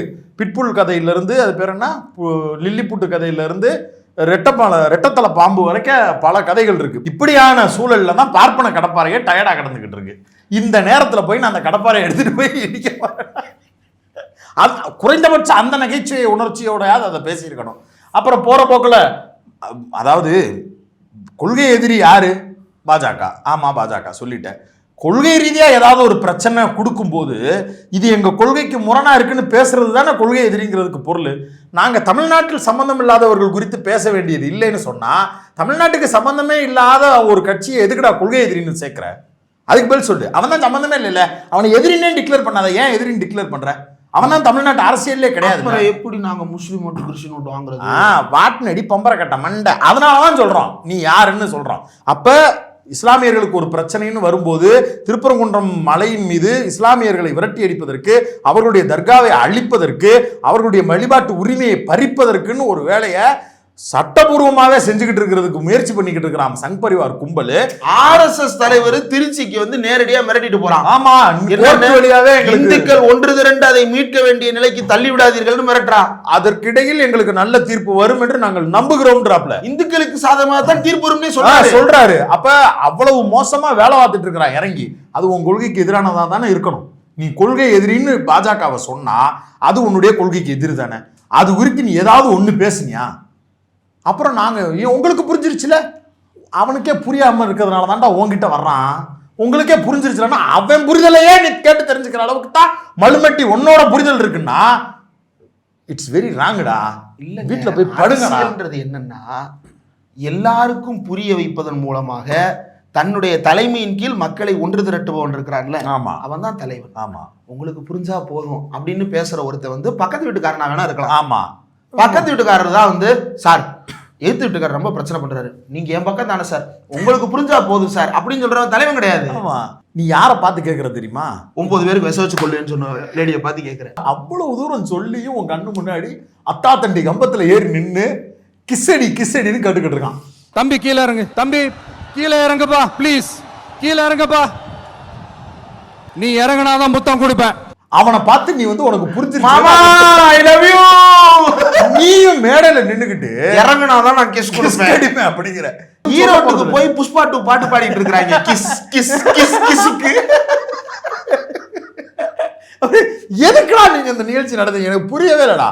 ஆட்டு தழுவ மாதிரி மந்தையில விட்டு ஆடு மாதிரி ஒரு ஓரமா 4 பேர் நின்னுக்கிட்டு இந்த ஆளு 10 நிமிஷம் பேசுறதுக்கு எங்க இருந்தியா காசு வச்சிருக்க? எப்படி சம்பாதிக்கிற காசெல்லாம் தனி ஃபிளைட்லயே செலவாயிரும் போல் இருக்கு. நேரத்துக்கு வரவும் மாட்டேங்கிற. செங்கோட்டையன் மாதிரி ஆளுகளை வேலை செய்யறதுக்கும் தடுத்துக்கிட்டே இருக்கிறானுங்க கட்சிக்காரங்க. பேசினாரா? செங்கோட்டையன் பேசினாரு. ஃபர்ஸ்ட் அவரே ஓபன் என்ன சொன்னாரு? புரட்சி தலைவின்டாப்ல. அப்புறம் வாய் தவறி தலைவர்னு வருது. ஐயோ புரட்சி தலைவர்னா எம்ஜிஆர் ஆச்சு, இப்ப இந்த ஆளு என்ன சொல்றது? சரி புரட்சி தலைவர், ஐயோ அது விசாலு, நானும் விவரக்காரமாண்டா தலைவர். வாய் உளருது. அதாவது கிட்டத்தட்ட 50 வருஷத்துக்கு மேல புரட்சி தலைவர் எம்ஜிஆர், புரட்சி தலைவி அம்மா அப்படின்னு பேசி பேசி பேசி பேசி பழகின நாக்கு புரட்சி தலைவர் தான் வருது. ஆமா, அப்புறம் மேடையில வந்து அவரு பேசுறாரு, பேசிட்டு போறாரு. அது குறைந்தபட்சம் செங்கோட்டையன் கிட்ட கேட்டிருந்தா கூட ஈரோடு தொகுதியில் இருக்கக்கூடிய பிரச்சனைகள் குறித்து எழுதி கொடுத்திருப்பாரு. அதுல கமர்ஷியலான பிரச்சனைகள்னு இருக்கும். இந்த விஷயங்கள்ல இதெல்லாம் பண்ணி கொடுக்கறதுல எதிர்கட்சி தலைவராக இருக்கக்கூடியவர் வந்து எம்எல்ஏவா இருக்கிறாருன்றதுனால, எதிர்கட்சியை சார்ந்த ஒரு முக்கியமான தலைவர் எம்எல்ஏவா இங்க இருக்கிறாருங்கிறதுனால அவரை நீங்க புறக்கணிச்சிருக்கிறீங்களா அப்படிங்கிற மாதிரி பேசியிருந்து. இப்ப கோபிச்செட்டிப்பாளையம் எம்எல்ஏ இதெல்லாம் சட்டப்பேரவையில கேட்டாரா அப்படின்னு மக்கள் கேட்பாங்கல்ல, அதனால பயந்துருப்பாரு. இவர் கேட்க போனாரா? உள்ள போனா எடப்பாடி உட்காந்துக்கிட்டு ஏரியாவை செலக்ட் பண்றான்னு சொன்னா உங்க ஏரியால விஜய்னு ஏதாவது பேர் இருக்கான்னு கேட்டிருக்காங்க. அப்படின்னா ஊர் பேரு வீல ஆரம்பிக்கிற மாதிரி எந்த இடம் இருக்கோ அங்கதான் நான் வந்து பேசுவேன்னு வேண்டுதான். விளவங்கோடு தொகுதி இருக்கு, அங்க போங்க. இல்ல இப்ப நின்று விஜயதாரணி மேடம் பண்ணுவாங்க உங்களுக்கு 2 பேரும். பயங்கரமா இருக்கும் பிரச்சாரம்லாம். அப்படி வந்து நின்று வேற அரசியலா பேசணும்னு தான் பேசுறோம். ஆனா பேசுறதுக்கு பாயிண்ட் ஏதாவது இருக்கணும்ல. நீங்க ஏதாவது ஒண்ணு கொடுத்து இந்த விஷயத்தை குறித்து பேசுறேன், இந்த விஷயம் அங்க போய் நின்று சிவகார்த்தி எனக்கு எதிராக பேசிக்கிட்டு இருக்கீங்க. சிவகார்த்திகேயனா? ஆமா, என்னன்னு வள்ளுவர் கோட்டத்துல பராசக்தி படத்துக்கு நிகழ்ச்சி வச்சிருக்கிறாங்க. அதாவது உண்மையிலேயே வள்ளுவர் கோட்டம்ங்கிறது வந்து கடந்த 15 ஆண்டுகள்ல மிக மோசமாக பராமரிப்பு இல்லாம வாங்கினு பொந்து ஊத்துற நிலைமையில கேட்பாரற்று கடந்து இருந்துச்சு. நாமளே அது குறித்து ஒரு டாக்குமெண்ட் பண்ணிருக்கோம். நான் போயிருக்கேன் சின்ன வயசுல. முந்தி எங்க அப்பா வந்து சென்னை கூட்டு வரும்போது வள்ளுவர் கோட்டம் கூட்டு போவாரு. வள்ளுவர் கோட்டம் அப்படின்னு இருக்கும்ல, அதுல அந்த மேல புள்ளி இருக்கும் இல்லையா, அந்த புள்ளி பூரா கீழே விழுந்துருச்சு. அது இந்த இரும்புல அடிச்சு வச்சிருக்கிறது. பாதி எழுத்த காணோம். இங்க பாருங்கப்பா, டாவுக்கு மேல புள்ளிய காணோம். எவனோ புள்ளி எடுத்துட்டான்டா புடுங்கி. இப்படி புடுங்கிகளால் நாசம் செய்யப்பட்டு கொண்டிருந்த இடம். அங்க இருக்க கல்வெட்டு முதற்கொண்டு எல்லாத்தையும் புடுங்கி எரிஞ்சிருவாங்க. அப்படி மோசமா இருக்கும். உள்ள நுழைஞ்சாங்கன்னா 105 ரூபா பாட்டில் இருந்து 300 ரூபா பாட்டில் வரைக்கும் நீ வித்தியாசமா பாட்டில்ஸ் எல்லாம் பார்க்க முடியும். அங்க உட்காந்து குடிக்கிறதுக்கும் கூத்தடிக்கிறதுக்கு மட்டுமே பயன்படுத்திக்கிட்டு அதிமுக ஆட்சி காலத்துல இடத்த அந்த பகுதியினுடைய எம்எல்ஏ யாரு, ஆயிரமலுக்கு சட்டமன்ற உறுப்பினர், உங்க கூட்டத்தை பார்த்து தற்கொலைன்னு சொல்லக்கூடாதுன்னு பொலிட்டிக்கலா உங்க மீது கன்சர்னோட பேசினார் தெரியுமா? அந்த எம்எல்ஏ ஒரு ப்ராஜெக்டா அதை டிசைன் பண்ணி இந்த மாதிரி இந்த ஏரியாவை ரெடி பண்ணோம்னா இது முக்கியமான சுற்றுலா தலமா நம்ம மாற்ற முடியும். நம்மளுடைய வரலாற்றை மீட்டெடுக்கக்கூடிய, நம்முடைய வள்ளுவனுக்கு படைக்கப்பட்டிருக்கக்கூடிய இந்த கோவில் மாதிரி நம்ம டெக்கரேட் பண்ணி ரெடி பண்ணி ஒரு பெரிய ஃபெஸ்டிவல் இடமா அதை மாற்ற முடியும்னு. அதுதான் பிரச்சனையே. இப்ப இவர் முதலமைச்சர் ஸ்டாலின் எதிர்த்து அரசியல் பண்ண முடியல. மொத்த திமுக பரிவாரமும் வருது. பிஜேபி எதிர்த்து அரசியல் பண்றதுன்னா இறக்கி விட்ட எஜமானிக்கே எப்படி எதிராக பேசுறது, அந்த பிரச்சனை இருக்குது. அப்ப டாக்டர் எழிலனை வச்சு நம்ம அரசியல் பண்ணலாம். எழிலன் சாருக்கு ஒரு எதிர்கட்சி யாரு? தாவேகா. நான் மறுபடியும் சொல்றேன், நீ தப்பான ஆளை தொடுற. அவர் தற்கொலைன்னு சொல்லக்கூடாதுன்னு சொன்னது கீழே இருக்கக்கூடிய அந்த பசங்களை தான். இதே ஆணவத்தோட நம்ம கிட்டையும் டீல் பண்ணுவாரு அப்படின்னு நினைச்சுக்கிட்டு நீ வந்துடாத. அவர் அடி திணுசா அவளுக்கும். அவர் குத்துவாரு. அவங்க அப்பாவும் அப்படித்தான், அவரும் அப்படித்தான். டாக்டர் வேற கராத்த பழைய பாபு இருக்கு. அவ அடி மட்டும் தனியா தெரியுது. ஒரு ஏத்து பாருங்க. இன்னொரு டாக்டரால கூட கண்டுபிடிக்க முடியாத அளவுக்கு குத்துவாரு. ஜாக்கிரதையா இருந்துங்க. இப்ப என்னன்னா, அந்த வள்ளுவர் கோட்டத்தை டிசைன் பண்ணி முதல்வர்கிட்ட கொண்டு போய் கொடுத்து, முதல்வர் வழிகாட்டுதல் அடிப்படையில செமையா ரெனோவேட் பண்ணி, இன்னைக்கு தமிழ்நாட்டில் இருக்கக்கூடிய யார் வேணாலும், உலகம் முழுக்க இருக்கக்கூடிய யார் வேணாலும் வள்ளுவர் அந்த கோட்டத்துக்குள்ள திருவள்ளுவரை தொட்டு பார்த்துட்டு போகக்கூடிய அளவுக்கு ஒரு ஃபீல் குட்டான என்வாயர்மெண்ட்டை ரெடி பண்ணி ஆடிட்டோரியம் முதற்கொண்டு வச்சு சம கிராண்டியரா மாற்றுத்திறனாளிகளுடைய நிகழ்ச்சியை வச்சே ஓபன் பண்ணி வச்சிருக்கிறாங்க. கிட்டத்தட்ட அது ஓபன் பண்ணி இந்த ஒரு வருஷத்துல பல லட்சக்கணக்கான மக்கள் அங்க பார்த்துட்டு போயிட்டாங்க. இது எவ்வளவு வரலாற்று முக்கியத்துவமான முன்னெடுப்பு. இந்த முன்னெடுப்பை பார்த்து வள்ளுவருக்கு எதிராக அரசியல் பேசக்கூடிய பாஜக காரன் எரிஞ்சான்னா நான் புரிஞ்சுக்கிறேன். ஆனா அவன் கூட எரிய மாட்டான். ஏன்னா அவன் அப்படியாவது வள்ளுவர் இழுக்கணும். அவன் நோக்கம் என்னன்னா, கரெக்டா கோயில் செட்டப்ல தேர் நிப்பாட்டி இருக்கிறாங்க, உள்ள வள்ளுவர் உட்கார்ந்து இருக்கிறாரு. நம்ம ஆட்சிக்கு வந்தோம்னா அப்படியே ஒரு காவி சேலையை போத்தி அவரை காவி வள்ளுவரா மாத்தி விட்டுறலான்னு அவன் நினைச்சிட்டு இருக்கிறான். நீ என்ன பண்ற? அதுல காட்டுற ஆர்வத்தை நீங்க மக்கள் பிரச்சனையில காட்டுங்க. இந்த கம்பேரிசன் கூசல அது ஏன்னு தேடி போ. நீ மட்டும் ஜனநாயகன் படத்தை பிரையாரிட்டைஸ் பண்ணி உன்னுடைய ஷெட்யூலே மாத்தினேல. ஆமா, இல்ல அந்த கம்பேரிசனே தப்பு இல்ல. வள்ளுவர் கோட்டம் மக்களுக்கானதானடா. அனுமதி கட்டணம் இல்லாம அத்தனை பேர் வந்துட்டு போறான்லடா. பரந்தூர்ல மக்கள் கடந்து வாடுறாங்க. தமிழ்நாடு முழுக்க பல இடங்கள்ல மக்களுக்கான உரிமைகளை பேசுவதற்கு தேவை இருக்குது.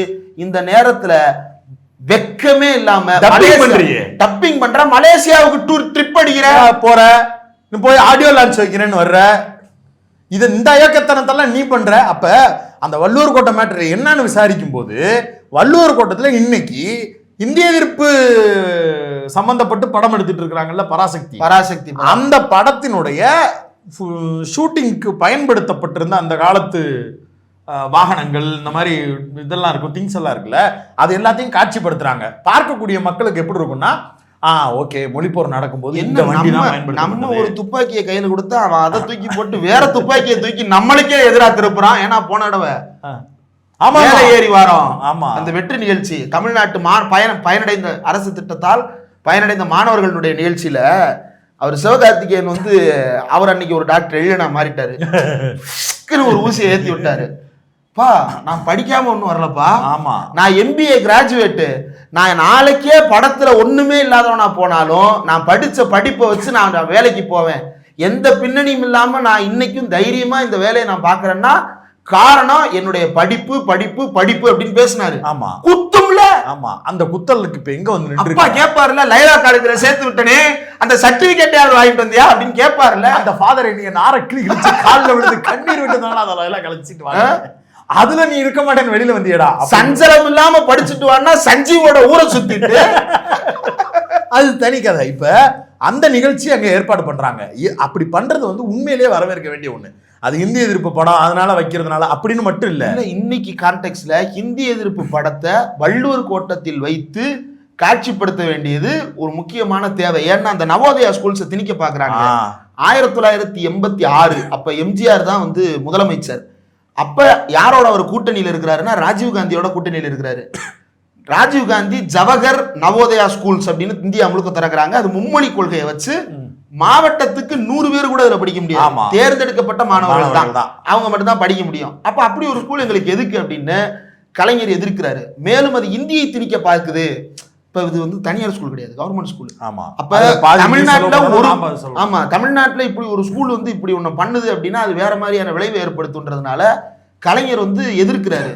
இல்ல அரசியலமைப்பு சட்டம் வந்து ஹிந்தியை கட்டாயப்படுத்துது அப்படின்னு சொன்னா நான் அரசியலமைப்பு சட்டத்தை கொளுத்துவேன். ஆமா, அரசியலமைப்பு சட்ட நகலை அதை பேப்பர்ல பிரிண்ட் அவுட் எடுத்துட்டு போய் தமிழ்நாடு முழுக்க பயப்படலாம் இல்ல, மற்றவர்களை வச்சு போராட்டம் நடத்தல, அவரே களத்துல இறங்கி போராட்டம் பண்ணி ஜெயிலுக்கு 21 பேர் தீக்குளிச்சு செத்தாங்க அந்த நவோதயா பள்ளிக்கூடத்துக்கு எதிராக. இன்னைக்கு திமுக கலை இலக்கிய பகுத்தறி பேரவையில் இருக்கிறாருல தோழர் பொள்ளாச்சி உமாபதி, அவர் வந்து பொள்ளாச்சி கோவை அந்த பகுதியில வந்து அப்ப தீவிரமா வேலை பார்த்துக்கிட்டு இருக்கிறாரு. அப்ப இவர் இருக்கிறார் இல்லையா ஸ்டாலினுடைய அந்த இளைஞர் திமுக அந்த குரூப், இவரெல்லாம் ஃபவுண்டர்ஸ், இளைஞர் திமுக ஃபவுண்டர்ஸ். அப்படி வேலை பார்த்துட்டு இருக்கிறாங்க. பல இடங்கள்ல வந்து இதாயிருது. ஒரு இடம் இந்த பொள்ளாச்சி பக்கத்து வந்து அதிகாரிகள் என்ன பண்ணிட்டாங்க, ஒரு இடத்துல வந்து போர்டு தமிழ்லையும் இங்கிலீஷ்லயும் இருக்கு. அதை பார்த்த உடனே அதை காலால எட்டி உதச்சிட்டானுங்க அதிகாரிகள். இதை பார்த்த உடனே திமுக தொண்டர்கள் கோவப்பட்டு அந்த அதிகாரிகளுக்கு எதிராக போராட்டம். அதுக்கு எதிராக அன்றைய தேசிய கட்சியை சேர்ந்த தோழர்கள் என்ன பண்ணியிருக்கிறாங்க, ஒரே ஒரு இடத்துல மட்டும் கலைஞர் உருவபொம்மை எரிச்சிருக்கிறானுங்க. நீ ஒரு இடத்துல தானே எரிப்ப, நான் தமிழ்நாடு முழுக்க 150 இடத்துல எரிப்பேன்டா அப்படின்னு அன்றைய பிரதமருடைய போட்டோவை போட்டு தமிழ்நாடு முழுக்க எரிக்கிறானுங்க. யாரோ ஒருத்தன் என்ன பண்ணிட்டான், பொள்ளாச்சியில் இருக்கிற போஸ்ட் ஆபீஸ்ல கமால்னு ஒன்ன தூக்கி போட்டான். குண்டு வெடிப்பு அப்படின்னு சொல்லி தோழர் பொள்ளாச்சி உமாபதியை கைது பண்ணி வாரக்கணக்கில் சிறையில் அடைத்து சித்திரவதை செய்தார்கள். இதையெல்லாம் தாண்டி இன்னைக்கும் இந்த பள்ளிக்கல்வித்துறையை பத்தி பேசியிருக்கிறாப்புல. அதுல UDISC அப்படின்னு சொல்லிட்டு ஒரு ரிப்போர்ட் இருக்குது. இந்திய அளவு தேசிய அளவில் இருக்கக்கூடிய பல்வேறு பள்ளிக்கூடங்களை பற்றி மாநிலங்களில் இருக்கக்கூடிய பள்ளிக்கல்வித்துறை பற்றின ஆய்வு. அதுலேயே நீங்க பாத்தீங்க அப்படின்னா தமிழ்நாட்டில் கேந்திரிய வித்யாலயா இத்தனை ஆயிரம் பள்ளிக்கூடங்கள், தமிழ்நாட்டில் இருக்கக்கூடிய பப்ளிக் செக்டார் யூனிட் ஸ்கூல்ஸ், அதாவது இந்த நெய்வேலி நிலக்கரி சுரங்கத்துக்கு ஒரு ஸ்கூல் இருக்கும், அந்த மாதிரி ஸ்கூல்ஸ் இத்தனை இருக்குது. NV அப்படின்னு ஒன்று போட்டிருக்கோம், நவோதயா வித்யாலயா, ஜவஹர் நவோதயா வித்யாலயா 0. தமிழ்நாட்டில் மட்டும்தான் கிடையாது, இந்தியாவில் எல்லா மாநிலத்திலும் இருக்கு. இந்தி திணிப்புக்கு எதிராக இந்தியா முழுக்க ஏற்றுக்கொள்ளப்பட்ட ஒரு பள்ளிக்கூடத்தை தடுத்து நிறுத்தி தமிழர்களுக்கு நல்ல கல்வியை கொடுப்பதற்காக கலைஞர் அன்னைக்கு போராட்டம் பண்ணாரு. எம்ஜிஆர் கூட்டணி கட்சி தலைவர் தானே, அனுமதி இல்லைன்னு மறுத்தாரு. ஏதோ திமுக பொருளாளராக இருந்ததுனால குட்டோண்டு முதுகெலும்பு எத்தி பார்த்துருக்கு. இல்லைங்க, அரசியலாவே அந்த பக்கம் பொலிட்டிக்கல் நெருக்கடியை கலைஞர் கொடுத்துட்டு இருந்தாரு. ஏன்னா அவருக்கு அதுக்கு முன்னாடி வந்து இடஒதுக்கீடு மேட்டர்ல பேக் ஃபயர் ஆகுது. ஆமா, 1986 நவம்பர் டிசம்பர்ல இந்த நவோதயா பள்ளிக்கூடத்துக்கு எதிரான பிரச்சனை. அதே 1986 பிப்ரவரி மாசம் உள்ளாட்சி தேர்தல், 93 இடங்கள் நகரசபை தேர்தல், 93ல 72 திமுக கைப்பற்றிருச்சு. அது போக மீதி இடங்கள் காங்கிரஸ் அதிமுக ஷேரிங். அதுவும் ராஜீவ்காந்தி எம்ஜிஆர் படுதோல்வி, ராஜீவ்காந்தி படுதோல்வி. அவ்வளவு நெருக்கடியை கீழே இருந்து கொடுத்துருக்கிறாரு. அப்ப செல்வாக்கு கலைஞருக்கு இருக்கு, சொல்றதை கேட்டுக்கிறோம்னு நெருக்கடியிலையும் எம்ஜிஆர் வந்து வேலை பார்த்தாரு. இதுக்கு பயந்து என்ன பண்ணிட்டாரு தெரியுமா எம்ஜிஆர், உள்ளாட்சி அமைப்புல பூரா திமுக ஜெயிச்சிருச்சு. அதனால இப்ப என்னன்னா சட்ட மேலவைன்னு ஒண்ணு இருக்கு. இந்த உள்ளாட்சியில இருக்கக்கூடிய ஆட்களை வச்சு சட்ட மேலவைக்கு திமுக பெரும்பான்மை எடுத்துரும். அப்ப என்னன்னா மேலவை திமுக, பேரவை வந்து அதிமுக, எந்த பில்லும் பாஸ் பண்ண முடியாது. அப்ப இப்படி ஒண்ணு வந்துருமே அப்படின்னு பயந்து போய் சட்ட மேலவே கலைச்சு விட்டாங்க. அன்னைக்கு போனதுதான் பல பேர். எம்ஜிஆரே தலைதெறிக்க ஓடினாரா கலைஞரை பார்த்து. கோமாளி. அந்த இந்திய எதிர்ப்பு அது முக்கியம். நீ இந்த நவோதயா ஸ்கூலை பத்தி பேசல, பள்ளிக்கல்வித்துறை பத்தி திட்டுறாங்க. நம்பர் ஆஃப் ஸ்டூடெண்ட்ஸை மட்டும் சொல்லுவோம், எத்தனை பேர் பள்ளிக்கல்வித்துறையில இருக்கிறாங்கன்னு. திமுக ஆட்சியில தானே நிறைய பள்ளிக்கூடத்தை இழுத்து மூடுனீங்க அப்படின்னு சொல்றாங்கல்ல. ஏற்கனவே போன வருஷமே இதை திரும்ப திரும்ப சொன்னாங்க. நமக்கு நல்லா தெரியும், பல இடங்கள்ல ஓராசிரியர் பள்ளிகள் இருக்கு. இதை தாண்டி மாணவரே இல்லாத பள்ளிக்கூடங்கள் இருக்கு.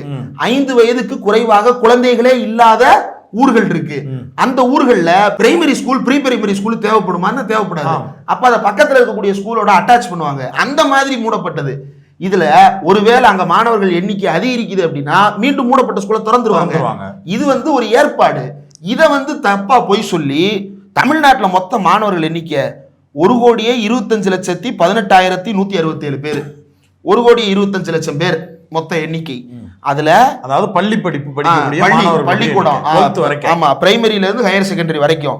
அதுல கவர்மெண்ட் ஸ்கூல்ல படிக்கிற மாணவர்கள் எண்ணிக்கை 45,10,632. எய்டட் ஸ்கூல்ல படிக்கிற மாணவர்கள் எண்ணிக்கை 19,59,060. மொத்தம் சேர்த்தா 64,69,692 பேரு அரசு மற்றும் அரசு உதவி பெறும் பள்ளிகளில் படிக்கிறார்கள். பிரைவேட்ல படிக்கிறவங்க 60,26,126 பேர் தான். ஆமா, அதை விட 4 லட்சம் பேர் கம்மி. நீ சொல்லலாம் அரசு உதவி பெறும் பள்ளி பிரைவேட்னு, அதெல்லாம் ஒண்ணும் கிடையாது. அரசு உதவி பெறும் பள்ளி என்னன்னா அரசு உதவி பெறும் பள்ளியில படிச்சவனுக்கு தெரியும். வயலால தானே 1 வருஷம் படிச்ச, நீ படிக்கல, அதுவே அரசு உதவி பெறும் நிறுவனம் தான். மேனேஜ்மெண்ட் தான், நிர்வாகம் மட்டும்தான் பண்ணும். ஆனா அந்த மாணவர்களுக்கான செலவு, ஆசிரியர்களுக்கான செலவு எல்லாவற்றையும் அரசு தான் டேக் ஓவர் பண்ணும். பள்ளிக்கூடம் போயிருந்தா தெரியும். 10 வயசுல இருந்து மக்கள் பாக்குறாங்கன்னு வாய் விட்டு இல்ல. டிஓ ஆபீஸ் கண்ட்ரோல மீறி இவங்க செயல்பட முடியாது. ஆமா, போஸ்டிங்ல இருந்து எல்லாமே அரசு தான். ரிசர்வேஷன் பேசிஸ்ல தான் போட முடியும். அப்ப அரசு கட்டுப்பாட்டில் இருக்கக்கூடிய பள்ளிக்கூடங்கள்ல 64,69,000 பேர் படிக்கிறாங்க. பிரைவேட் ஸ்கூல்ஸ்ல 60,26,000 பேர் படிக்கிறாங்க. எதுல கவுண்ட் அதிகம்? அரசு பள்ளி. கவர்மெண்ட் எய்டு இருந்தா. இதுல போன அகாடமிக் இயர்ல மட்டும் 4 லட்சம் மாணவர்களுக்கு புதிய அரசு பள்ளிக்கு வந்திருக்காங்க. 4 லட்சம் பேர் புதுசு அரசு பள்ளியில சேர்த்திருக்காங்க. கொரோனா டைம்ல ஃபீஸ் வாங்கிட்டு தான் நான் டிசியை கொடுப்பேன்னு பஞ்சாயத்து பண்ணப்ப டிசியே இல்லைனாலும் பரவாயில்ல, பிரைவேட் ஸ்கூல்ல இருந்து அரசு பள்ளிக்கு மாணவர்களை சேர்த்துக்கலாம்னு சொல்லி மட்டும் கிடையாது. ஆமா, சாதி சான்றிதழை வாங்கி வச்சிருவானுங்க. ஆமா, அதை திருப்பி கேட்டா கொடுக்க மாட்டானுங்க. சாதி சான்றிதழ் நீங்க ஸ்கூல்ல எந்த ஸ்கூல்லனாலும் சேர்ந்து வாங்கிக்கலாம்னு மாத்தினாரு. ஆமா, எல்லாத்தையும் பண்ணி குழந்தைய கொண்டு வந்து சேருங்க, அது நம்ம வீட்டு பிள்ளை, நாங்க பாத்துக்கிறோம்னு சொன்னவர் அன்பில். சாதி சான்றிதழ் தேவையில்லை, பள்ளியில இருந்து வாங்கிட்டு வர்ற டிரான்ஸ்பர் சர்டிபிகேட் தேவையில்லை. அது போக இந்த இது ஒண்ணு கொடுப்பாங்களே, நன்மதிப்பு சான்றிதழ், கான்டாக்ட் சர்டிபிகேட், அதுவும் தேவையில்லை, எதுவும் தேவையில்லை. நீ பிள்ளையா இருந்தா போதும், பாஸ் ஆயிட்ட, அடுத்த வருஷத்துக்கு அட்மிஷன் இருந்தா போட்டுக்க அப்படின்னு சொல்லி, பாஸ் ஆகலன்னா பழைய வருஷத்துக்கு அட்மிஷன் போட்டு உள்ள வந்துகிட்டே இருந்து சொல்லி சேர்த்துட்டு அதை வெளியில வந்து பிரகடனப்படுத்தினாரு. உங்களுக்கு வந்து கோவிட் டைம் நெருக்கடி இருக்கு, இந்த நேரத்துல தனியார் பள்ளிகள் ஃபீஸ் கேட்டு நெருக்கடி பண்றது தப்பு, ஒரு அரசாங்கமா நாங்க இதுக்கு எதிர்வினை ஆற்றுவோம், பேசுவோம்னு சொல்லி அங்க பேசினாங்க. அதற்கு பிறகு பிரைவேட் ஸ்கூல்ஸே பாதி பேரு ஃபீஸை குறைச்சானுங்க. இல்ல ஃபீஸ் அடுத்த வருஷம் நீங்க சேர்த்துக்குங்க, இதுல கம்மி பண்ணிக்கோங்க இப்படின்லாம் பேசினானுங்க. அப்ப ஒரு அரசு தன்னுடைய பிள்ளைகளை தம் பக்கம் கூட்டு வர்றதுக்கு பிரம்மாண்டமா சில வேலைகளை பார்க்குது. அதன் அடிப்படையில தான் கோவிட்டுக்கு பிறகு பள்ளியில் மாணவர்கள் சேரக்கூடிய எண்ணிக்கையும் அதிகரிச்சிருக்கு. என்னென்ன நடவடிக்கை? பல நேரங்கள்ல கூட இருக்கக்கூடிய அவ்வளவு முற்போக்காளர்களும் எதிர்த்த போதும் கூட விடாப்பிடியா சில விஷயங்களை செஞ்சாங்க. ஆனா அதனுடைய பலன் இல்லம் தேடி கல்வி கடுமையாக எதிர்க்கப்பட்ட திட்டம், முற்போக்காளர்களே திட்டின திட்டம். ஆனா இல்லம் தேடி கல்வி இன்னைக்கு அத்தனை லட்சம் மாணவர்களை பள்ளிக்கூடத்துக்கு கொண்டு வந்து சேர்த்துருக்குது. இன்னொன்னு, டிராப் அவுட் ஆனாங்க அப்படின்னா வீட்டுக்கே போன் போட்டு வாத்தியார் பூரா கொந்தளிச்சு போயிருக்கிறான். ஆமா, வாத்தியார் பூரா அவ்வளவு டென்ஷன்ல இருக்கிறாங்க. ஏன்னா அவ்வளவு வேலை. என்ன வேலை? புள்ள வந்து ஸ்கூலுக்கு 2 நாள் வரலன்னா 3ஆவது நாள் நேரில் போய் பார்க்க சொல்றாங்க. போன் போட்டு விசாரிச்சு திருப்பி ஸ்கூல்ல கூட்டு வந்து அட்மிஷன் போட வேண்டிய பொறுப்பு வாத்தியாரோடதுன்றாங்க. வாத்தியார் மூலமா தானே ஸ்கூல்ல என்ட்ரி போட முடியும், வேற யார் மூலமா போட முடியும்? உள்ளாட்சி பிரதிநிதிகள், வாத்தியாருங்க, பெற்றோர்கள் இவ்வளவு பேரை இணைச்சு ஸ்கூல் மேனேஜ்மெண்ட் கமிட்டி எதுக்கு? அப்பதான் டிராப் அவுட் ஆனாலும் உள்ளாட்சி தலைவர் மூலமா அவனை கூப்பிட முடியும், பெற்றோர் மூலமா கூப்பிட முடியும், பக்கத்து வீட்டுக்காரர் மூலமா கூப்பிட முடியும். இவ்வளவு வேலைகளை அமைச்சர் அன்பில் மகேஷ் பொய்யாமொழியுடைய டீம் வந்து அவ்வளவு துரிதமா செயல்படுத்திட்டு இருக்காங்க. நீ வந்து போற போக்குல பூண்டு போறியே, உனக்கு இதை பத்தி ஏதாவது தெரியுமா? பனையூர்ல வீட்டுல படுத்துக்கிட்டே பகுமானமா ஸ்விக்கில ஆர்டர் போடுறதுக்கு மட்டும் மேப்பை செக் பண்ணுவில்ல, அதை விட்டுட்டு கூகுள் மேப்பை ஓபன் பண்ணி நம்ம ஏரியாவை சுத்தி என்ன இருக்குன்னு பார்க்கணும். நீ இருக்கிற ஏரியாவுக்கு பக்கத்துல அரசு பள்ளிக்கூடம் இருக்கும்ல, இல்ல ஈசிஆருக்கும் ஓஎம்ஆருக்கும் நடுவுல ஒரு ஸ்ட்ரெச் இருக்குல்ல, அங்க எவ்வளவு குடிசை மாற்று வீடுகள் இருக்குது. அந்த வீடு பக்கத்துல இருக்கக்கூடிய அரசு பள்ளிக்கூடங்கள்ல பிள்ளைங்க எவ்வளவு பேர் படிக்கிறாங்க? இவருக்கு புடனைக்கு பின்னாடி தான் அது. ஆமா, அப்படியே திரும்பி பார்த்தா கூட தெரியும். மாடியில நின்றுக்கிட்டு, அது சரி, மாடியில வந்து வீட்டுக்குள்ள புகுந்தவனே நீ எட்டி பார்க்கல, அவனையும் 3 நாள் கழிச்சு தான் கண்டுபிடிச்சிருக்கேன், நான் போய் உடனே போய் அரசு பள்ளிக்கூடம் எங்க இருக்கு. அப்புறம் டிராப் அவுட்டை பத்தி பேசுறாங்க. மாணவர்களுடைய ரிட்டன்ஷன் ரேட்டுன்னு ஒண்ணு இருக்கு. ரிட்டன்ஷன் ரேட் அப்படின்னா ஒருத்தன் வந்து ப்ரீ பிரிலிமினரி, அதாவது பால்வாடின்னு வச்சுப்போமே, பால்வாடியில 100 பேர் வர்றாங்க அப்படின்னா அவங்கள எத்தனை பேர் பிரைமரி போறாங்க, அவங்கள எத்தனை பேர் எலிமெண்டரி போறாங்க, அதுல எவ்வளவு பேர் செகண்டரி போறாங்க, அதுல எவ்வளவு பேர் ஹையர் செகண்டரி போறாங்க அப்படின்னு மதிப்பிடுவாங்கல்ல. இந்தியா முழுக்க 100 மாணவர்கள்ல பிரைமரியில வந்து உள்ள வர்றாங்க அப்படின்னா அதுல இருந்து எலிமெண்டரி போறவங்க, அதாவது 5ஆம் கிளாஸை தாண்டி போறவங்க வந்து 82 பேர் தான் இந்தியாவில், தமிழ்நாட்டில் 97 பேர். செகண்டரி அதாவது 8ஆம் கிளாஸ் வரைக்கும் போறவங்க இந்திய அளவில் 62 பேர் தான், ஆனால் தமிழ்நாட்டில் 87%. இந்த பிரைமரியிலிருந்து எலிமெண்ட்ரிக்கும் எலிமெண்ட்ரியிலிருந்து செகண்டரிக்கும் போற இந்த டிரான்சிஷன் இருக்குல்ல, இதுல no drop out rate 96.7% primary, 96.6% elementary, 87.0% secondary. செகண்டரிக்கு மேலதான் வந்து அதுக்கடுத்து டிராப் அவுட் வருது. அது இந்தியா முழுக்க இருக்கு. அதுலயுமே அது ஏன்னா 10th பப்ளிக் எக்ஸாம்ன்றதுனால ஃபெயில் பண்றாங்கல்ல, ஆமா, அதனால அதை நிப்பாட்டிட்டு மறுபடியும் 10th படிப்பாங்க. அதுலயுமே ஹையர் செகண்டரி எண்ணிக்கை இந்திய சராசரி 47, தமிழ்நாட்டு சராசரி 74. பள்ளிக்கூடத்தை பூரா பூட்டினாங்கன்னா இவங்க எல்லாம் எங்கடா இருக்காங்க? பள்ளிக்கூடத்துல இருக்காங்க. நீ காலேஜுக்கு போல, நீ பள்ளிக்கூடத்துக்கு போலன்னா தமிழ்நாட்டில் இருக்கிற எல்லாருமே பள்ளிக்கூடத்துக்கு போல, காலேஜுக்கு போல பூட்டிட்டாங்கன்னு அர்த்தமா? இந்தியாவிலேயே 99% செயல்பாட்டில் இருக்கக்கூடிய கழிவறைகள் கொண்ட மாநிலம் தமிழ்நாடு. இந்தியாவிலேயே 99.9% மின்சார வசதி செயல்பாட்டில் இருக்கக்கூடிய மாநிலம் தமிழ்நாடு. ஆனா இதுல போதாமைகள் இருக்குன்னு சுட்டி காட்டுறது வேற. சங்கி பேசுறது அப்படியே தூக்கின்னு வரிய நீ என்ன பண்ணி கேட்டிருக்கணும்னா, இந்தந்த பகுதிகளில் அரசு பள்ளிகள் தேவைப்படுகிறது, இந்த பகுதியில் 100க்கும் மேற்பட்ட குழந்தைகள் 5 கிலோமீட்டர் தள்ளி போறாங்க அப்படின்னு ஐடென்டிஃபை பண்ணியிருந்தா. பெரும்பாலும் அப்படி இல்லை. ஒரு சில மலைவாழ் பகுதி, ஒரு சில பகுதிகளுக்கு அப்படி இருக்குன்னு நீ ஐடென்டிஃபை பண்ணி அவரால் பண்ண முடியும். என்னன்னு இவரால் இந்த ஆய்வுகளை பண்ண முடியும். ஏன்னா ஸ்கூல் பசங்களோட நேரடி தொடர்புல இருக்கிறாருல்ல, செய்யலாம். கரெக்ட் தான். நீ வந்து அதை கன்சிடர் பண்ணி அப்படி ஒரு கோரிக்கையை வச்சு, இந்த பகுதியில் இப்படி ஒரு கம்ப்ளைண்ட் இருக்கு, இப்படி ஒரு பள்ளிக்கூடத்தை நீங்க கட்டி கொடுத்துருக்க வேணாமா, நீங்க தான் பள்ளிக்கல்வித்துறையை நட்டமா நிமித்த போறீங்களா அப்படின்னு நீ கேட்டிருந்தன்னா ஓகே, ஷார்ப்பா பிள்ளை ஏதோ சொல்லியிருக்கு, அரசு நிர்வாகம் ஏதாவது ஒன்று பண்ணுங்கன்னு சொல்லிட்டு அமைச்சர் அன்பில் மகேஷே எல்லாம் மதிச்சனாவே மதிக்க மாட்டாங்க, ஆனாலும் அவர் மதிச்சிருப்பாரு. ஏன்னா அவர் டிபார்ட்மெண்ட்ல பிள்ளைகளுடைய நல்லதுக்காக சொல்லி இருக்கிறாப்புலன்னு உடனே அன்பில் மகேஷ் இயல்பாவே இலகுவான ஆளு டபார்னு கிளம்பி வந்து ஐயோ இப்படி ஒண்ணு குறை இருக்கா, நல்ல வேலை விஜய் சொல்லிட்டாரு நான் உடனே பண்ணி கொடுத்துறேன்னு ஈஸியா வெளிப்படையாவே சொல்லிட்டு செய்யக்கூடிய ஒரு ஆள் தான். டக்குன்னு வந்து சொல்லியிருப்பாரு. அதை விட்டுட்டு இல்லாத ஒன்ன ஓராசிரியர் பள்ளினா என்ன, ஈராசிரியர் பள்ளி என்ன, மாணவர்கள் எப்ப வந்து அட்மிஷன் நடக்கும், எப்ப இந்த ஸ்கூலை திறப்பாங்க பூட்டுவாங்க, எந்த சென்ஸ் விளக்கண்ணையும் தெரியல. வந்து எவனோ ஒருத்தன் பள்ளிக்கூடத்தை மூடுறாங்க, பள்ளிக்கூடத்தை திறக்கிறாங்க, பள்ளிக்கூட பசங்க ஓட்டு போடணும்னா நீங்க இதெல்லாம் பேசணும், அவனுக்குலாம் ஓட்டர் ஐடியே இல்லைன்னு கூட உனக்கு தெரியல. அதை நம்பி நீ பேசிக்கிட்டு இருக்க. அதனால தான்டா உங்களை தற்கொலைங்கிறாங்க. ஆலி சார் ஒரு போஸ்ட் போட்டிருக்கிறாரு, ரொம்ப முக்கியமான ஒரு பார்வை. திமுகவை அரசியல் எதிரி அப்படின்னு சொல்றது அரசியல்ல சகஜம். தமிழ்நாட்டில் இருக்கக்கூடிய எல்லா கட்சிக்கும் அண்டர்லைன் அரசியல் எதிரி திமுக தான். இன்றைய காலநிலையே இருந்தாலும் கூட்டணியிலே இருந்தாலும் தான். ஆமா, அதுதான் வெளிப்படையா பேசுறாங்களே. அவர் பேர் என்ன, திருச்சி வெளிச்சாமி, நிறைய பேர் பேசுறாங்க. அது வேற. அது ஆனா அதெல்லாம் தாண்டி பிஜேபி எதிர்ப்புன்னு வரும்போது ஒண்ணு சேர்றாங்க, சனாதன எதிர்ப்புன்னு வரும்போது ஒண்ணு சேர்றாங்க, தமிழ்நாட்டு வளர்ச்சின்னு வரும்போது ஒண்ணு சேர்றாங்க. ஆனா இந்த கட்சிகள்லாம் ஏன் தனித்தனியா தோன்றுச்சு அப்படின்னா திமுக அரசியல் எதிரி அவஸ்தான். அதனால அது ரொம்ப சகஜமானது. ஆனா இது அவர் சொல்லல, ஆலி சார் சொல்லி இருக்கிறது திமுகவை அரசியல் எதிரி என்று சொல்வது அரசியல்ல சகஜம். ஆனா திமுகவை தீய சக்தின்னு சொல்றது ஜனநாயக அரசியல் அல்ல. அது காலம் காலமாக பார்ப்பனிய சக்திகள் கை கொண்ட உத்தி. எம்ஜிஆர் ஜெயலலிதா ஆகியோர் பயன்படுத்திய முனை ஒடிந்த அம்பு. நீ எதிர்கட்சி அல்ல எதிரி கட்சி என்று ஜே சொன்னது தேர்தல் அரசியல் அல்ல, அது மனதின் அடியாளத்திலிருந்து வரக்கூடிய வருணாசிரம காழ்ப்பு. கலைஞரை நீ எதிர்கட்சி கிடையாது எதிரி கட்சின்னு சொன்னதும், நீங்க தீய சக்தி அப்படின்னு சொன்னதும் தர்மத்தின் அடிப்படையில், அறத்தின் அடிப்படையில் அல்ல. ஆனா அதை நீ ஒன்னேவே சொல்ல வைக்கிறாங்க பாத்தியா. நீ யாரு முதல்ல? விஜய் அந்த வரிசையில பர்சனலா பேசல.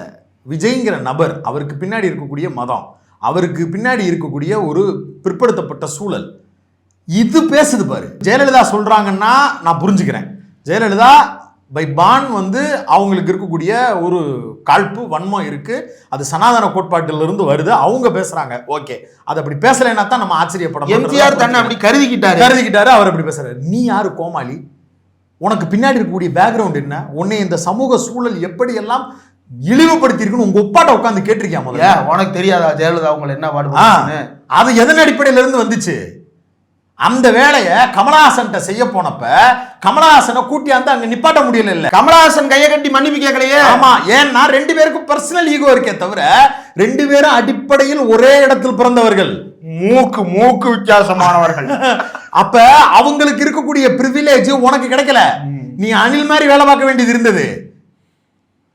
மாறா அவர் அப்படி வேலை பார்க்க வேண்டிய தேவையவே அது உருவாக்கல. நீயா நானும் போட்டு பார்த்து போன ஈகோ மட்டும் தான் வந்துச்சு. நான் நாட்டை விட்டு ஓடி போறேன்னு தான் சொன்னாரு.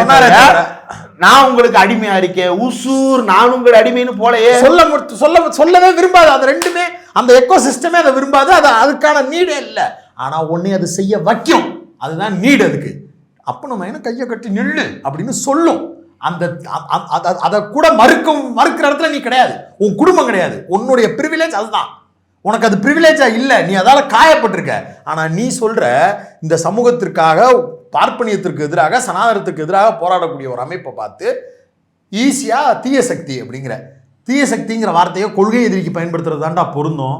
கொள்கையை எவன் ஒருத்தன் மோசமா வச்சிருக்கிறானோ அவனை பார்த்து தீய சக்தின்னு சொல்றது தான்டா பொருத்தமே. அரசியல் எதிரிங்கிறது அரசியல் செயல்பாடுறா, நார்மல்ரா. அதுக்காக ஒருத்தனை தீய சக்தி நீ சொல்றனா பச்சை அயோக்கியத்தனம் இல்லையா? இன்னொன்னு இவர் ஒன்னு உடைக்கிறாரு. என்ன அப்படின்னா, ஸ்டாலின் வந்ததற்கு பிறகு, இன்னும் சொல்லணும் அப்படின்னா ஜெயலலிதாவினுடைய மறைவுக்கு பிறகு அரசியல்ல பல விஷயங்கள் மாறிடுச்சு. அதுல ஸ்டாலினுடைய ரோல் ரொம்ப முக்கியமானது. ஜெயலலிதா இருக்கும் போதே கலைஞரை பார்த்து நீ எதிர்கட்சியில எதிரி கட்சின்னு சொன்னவர் தான் ஜெயலலிதா. ஆனா ஒரு வெள்ள நிவாரணமா ஸ்டாலின் நேர்ல போவாரு. ஆமா. ஒரு புயல் நிவாரணமா ஸ்டாலின் நேர்ல போவார். ஒரு கோரிக்கையா கூட 4 பேரை கூட்டிட்டு நேர்லயே போய் ஜெயலலிதாவை பலமுறை நேரில் பார்த்துருக்கிறாரு. பேரவை வளாகத்துக்குள்ளேயும் பலமுறை நேரில் முகத்துக்கு முகம் பார்த்து கொள்ளக்கூடியவர்கள் தான் 2 பேரும். இந்த பண்பை ஸ்டாலின் கடைபிடிக்க தொடங்குறாரு. எடப்பாடி வீட்டில் ஒரு கேதமா ஸ்டாலின் போய் நிற்கிறாரு. ஓபிஎஸ் வீட்டில் ஒரு கேதமா ஸ்டாலின் போய் நிற்கிறாரு. சீமான் அதாவது தன்னுடைய பிறப்பையே கொச்சைப்படுத்தியவர் சீமான். யார? முதலமைச்சர் ஸ்டாலினுடைய பிறப்பே கொச்சைப்படுத்தி பேசக்கூடியவர் சீமான். ஆனால் சீமான் வீட்டில் ஒரு கேதம், அவங்க அப்பா தவறிட்டாருன்னு தெரிஞ்ச உடனே முதலா ஃபோன் போட்டு கவலைப்படாதீங்க, தைரியமா இருங்க அப்படின்னு கூட இருக்கோம். நாங்களாம் இதுதான் பண்பு, இதுதான் நாகரீகம், இதுதான் மாண்பு. நேருக்கு நேரம் சண்டை போட்டுக்கிறது, மூஞ்சிலே முழிக்க மாட்டேன்னு சொல்றது இது இல்ல. அப்ப இதை மாத்தி இருக்கிறாருல்ல. பைசா பிரயோஜனப்படாத யூடியூபர் ஒருத்தன் ஜேர்னலிஸ்ட்னு சொல்லிக்கிட்டு தெரியுறான். அவன் வீட்டு கேதம் கிளம்பி போய் அவன் வீட்டில் போய் மரியாதை செஞ்சுட்டு வந்தாரு. அதுல சொந்த கட்சிக்காரங்களுக்கே பல பேருக்கு வருத்தம். அதுக்கு அடுத்த நாள் காலையில அவங்க குடும்பத்து சாதியை சொல்லியே பேசினான் அவன். ஆமா, இப்படிப்பட்டவங்களுக்கெல்லாம் கூட டு த எக்ஸ்ட்ரீம் ஜனநாயகத்தோட நடத்தி அதை பக்குவமா டீல் பண்றாரு. நீ இப்ப இதை ரிவர்ஸ்ல கொண்டு போற. நீ நேருக்கு நேரா எதிரிகளா மாத்துற. அந்த எதிரியா மாத்துறதுடைய ஒரு வெளிப்பாடு தான் வீட்டுல 9 பேத்துக்கு சோத்துல விச வச்சிருவேன்னு அந்த பிள்ளை சொன்னது. அந்த எதிரியா மாத்துறதுடைய ஒரு வெளிப்பாடு தான் நீ உன் கூட்டத்துக்குள்ள திமுக காரன் வெறும் 9 பேர். நீ சொல்ற கணக்குப்படி 50,000 பேர் உன் ஆள்னா 50,000 பேருக்கு மத்தியில ஒரு 50 பேர் திமுக காரன் புகுந்து கத்தி வச்சு மிரட்டினான்னு சொல்ற கட்டுக்கதையை நம்புற கூட்டம் வருது. அப்படின்னா நீ 2 பேருக்கு இடையில அரசியல் முரண்பாட்டை வளர்க்கல. 2 பேரும் பெர்சனலான எதிரிகளா வெறுப்ப உருவாக்கிட்டு இருக்கிற. இது ஜெயலலிதா பண்ணிக்கிட்டு இருந்த வேலையை திரும்ப செய்யறது. ஜெயலலிதா உனக்கு பெர்சனலா கொடுத்த கொடுமைக்கு நீ ஜெயலலிதாவை பழிவாங்க. இல்ல, ஜெயலலிதாவால எங்கள்கிட்ட இந்த வேலையை காட்டாத. ஜெயலலிதாவால ஊருக்குள்ள எவ்வளவு பிரச்சனை. ஆமா, அண்ணன் தம்பி கல்யாணம் போக முடியாதுங்க. ஏங்க அப்பாவோட சாவுக்கு போகாதவன் எத்தனை பேர் இருக்கிறான்? சொந்த கட்சிக்காரன் அப்பா திமுக இருப்பாருன்ற, அப்பா செத்து போயிட்டாருன்னா போக முடியாது, நெருக்கடிலாம் உட்கார வச்சிருந்தாங்க. எங்கடா இருக்கேன்னா ஊருக்கு ஒதுக்குப்புறமா வீடு பார்த்து நான் தனியா இருக்கேன், ஏன்டா இருக்கேன்னா அம்மா கோச்சுக்கிடுவாங்க அப்படின்னு சொல்லிட்டு இருந்தாங்க. நீ அந்த சூழலை தான் உருவாக்கணும்னு நினைக்கிற. அப்ப திமுகல இருந்து திராவிட இயக்க பின்னணியில இருந்து வந்த ஆட்களை சேர்த்துக்காத. தீய சக்தியில இருந்து வந்தாங்கல்ல, சேர்த்துக்காத. திராவிட இயக்க பின்னணியில இல்ல வந்தா சேர்த்துக்காதன்றேன். நாஞ்சில் சம்பத் வந்ததை பெருமை பத்தின இல்ல, சேர்த்துக்காத. அவருக்கு ஒரு பொறுப்பு கொடுத்தில்ல. தீய சக்திக்கு தான் 8 வருஷமா பேசிக்கிட்டு இருந்தாரு. ஏன் சேர்த்த? அப்ப உனக்கு தேவைன்னா பகை, ஒரு உறவு, அடுத்தவனுக்கு அது பகையா மாத்தணும். மனநிலையே எவ்வளவு குரூரமான மனநிலைன்னு பாருங்க. இந்த மனநிலை விஜய்க்கு விதைக்கப்பட்டிருக்குல்ல, அதை நார்மலைஸ் பண்றது இருக்குல்ல, அது ரொம்ப ஆபத்து. இந்த சமூகத்துக்கே பேர் ஆபத்து. திமுக காரனை பொலிட்டிக்கலா விமர்சிக்கிறத தாண்டி பர்சனலா வெஞ்சன்ஸோடு பேசுவதற்கு உண்டான புள்ளிய அங்கிருந்து தொடங்குறானுங்க. தீய சக்தி தீய சக்தி தீய சக்தி. அப்பா, அவன் தீய சக்தியா இருந்திருந்தா தமிழ்நாட்டில் இத்தனை வருஷம் ஆட்சிக்கு வந்திருக்க முடியாதுடா. ஓட்டு கேட்டு தெருவுக்கு போகவே முடியாது. திமுக தீய சக்தி தான் சனாதன சங்கிகளுக்கு, பாரதிய சங்கிகளுக்கு. அவன் வடிவத்தில் எவன் வந்தாலும் அவனுக்கும் தீய சக்தி தான். மாப்பிள்ள, உனக்கும் அது தீய சக்தி தான். உனக்கு அது தீய சக்தி தான். ஆனால் மக்களுக்கு அது தீய சக்தின்னு திருப்பாரு.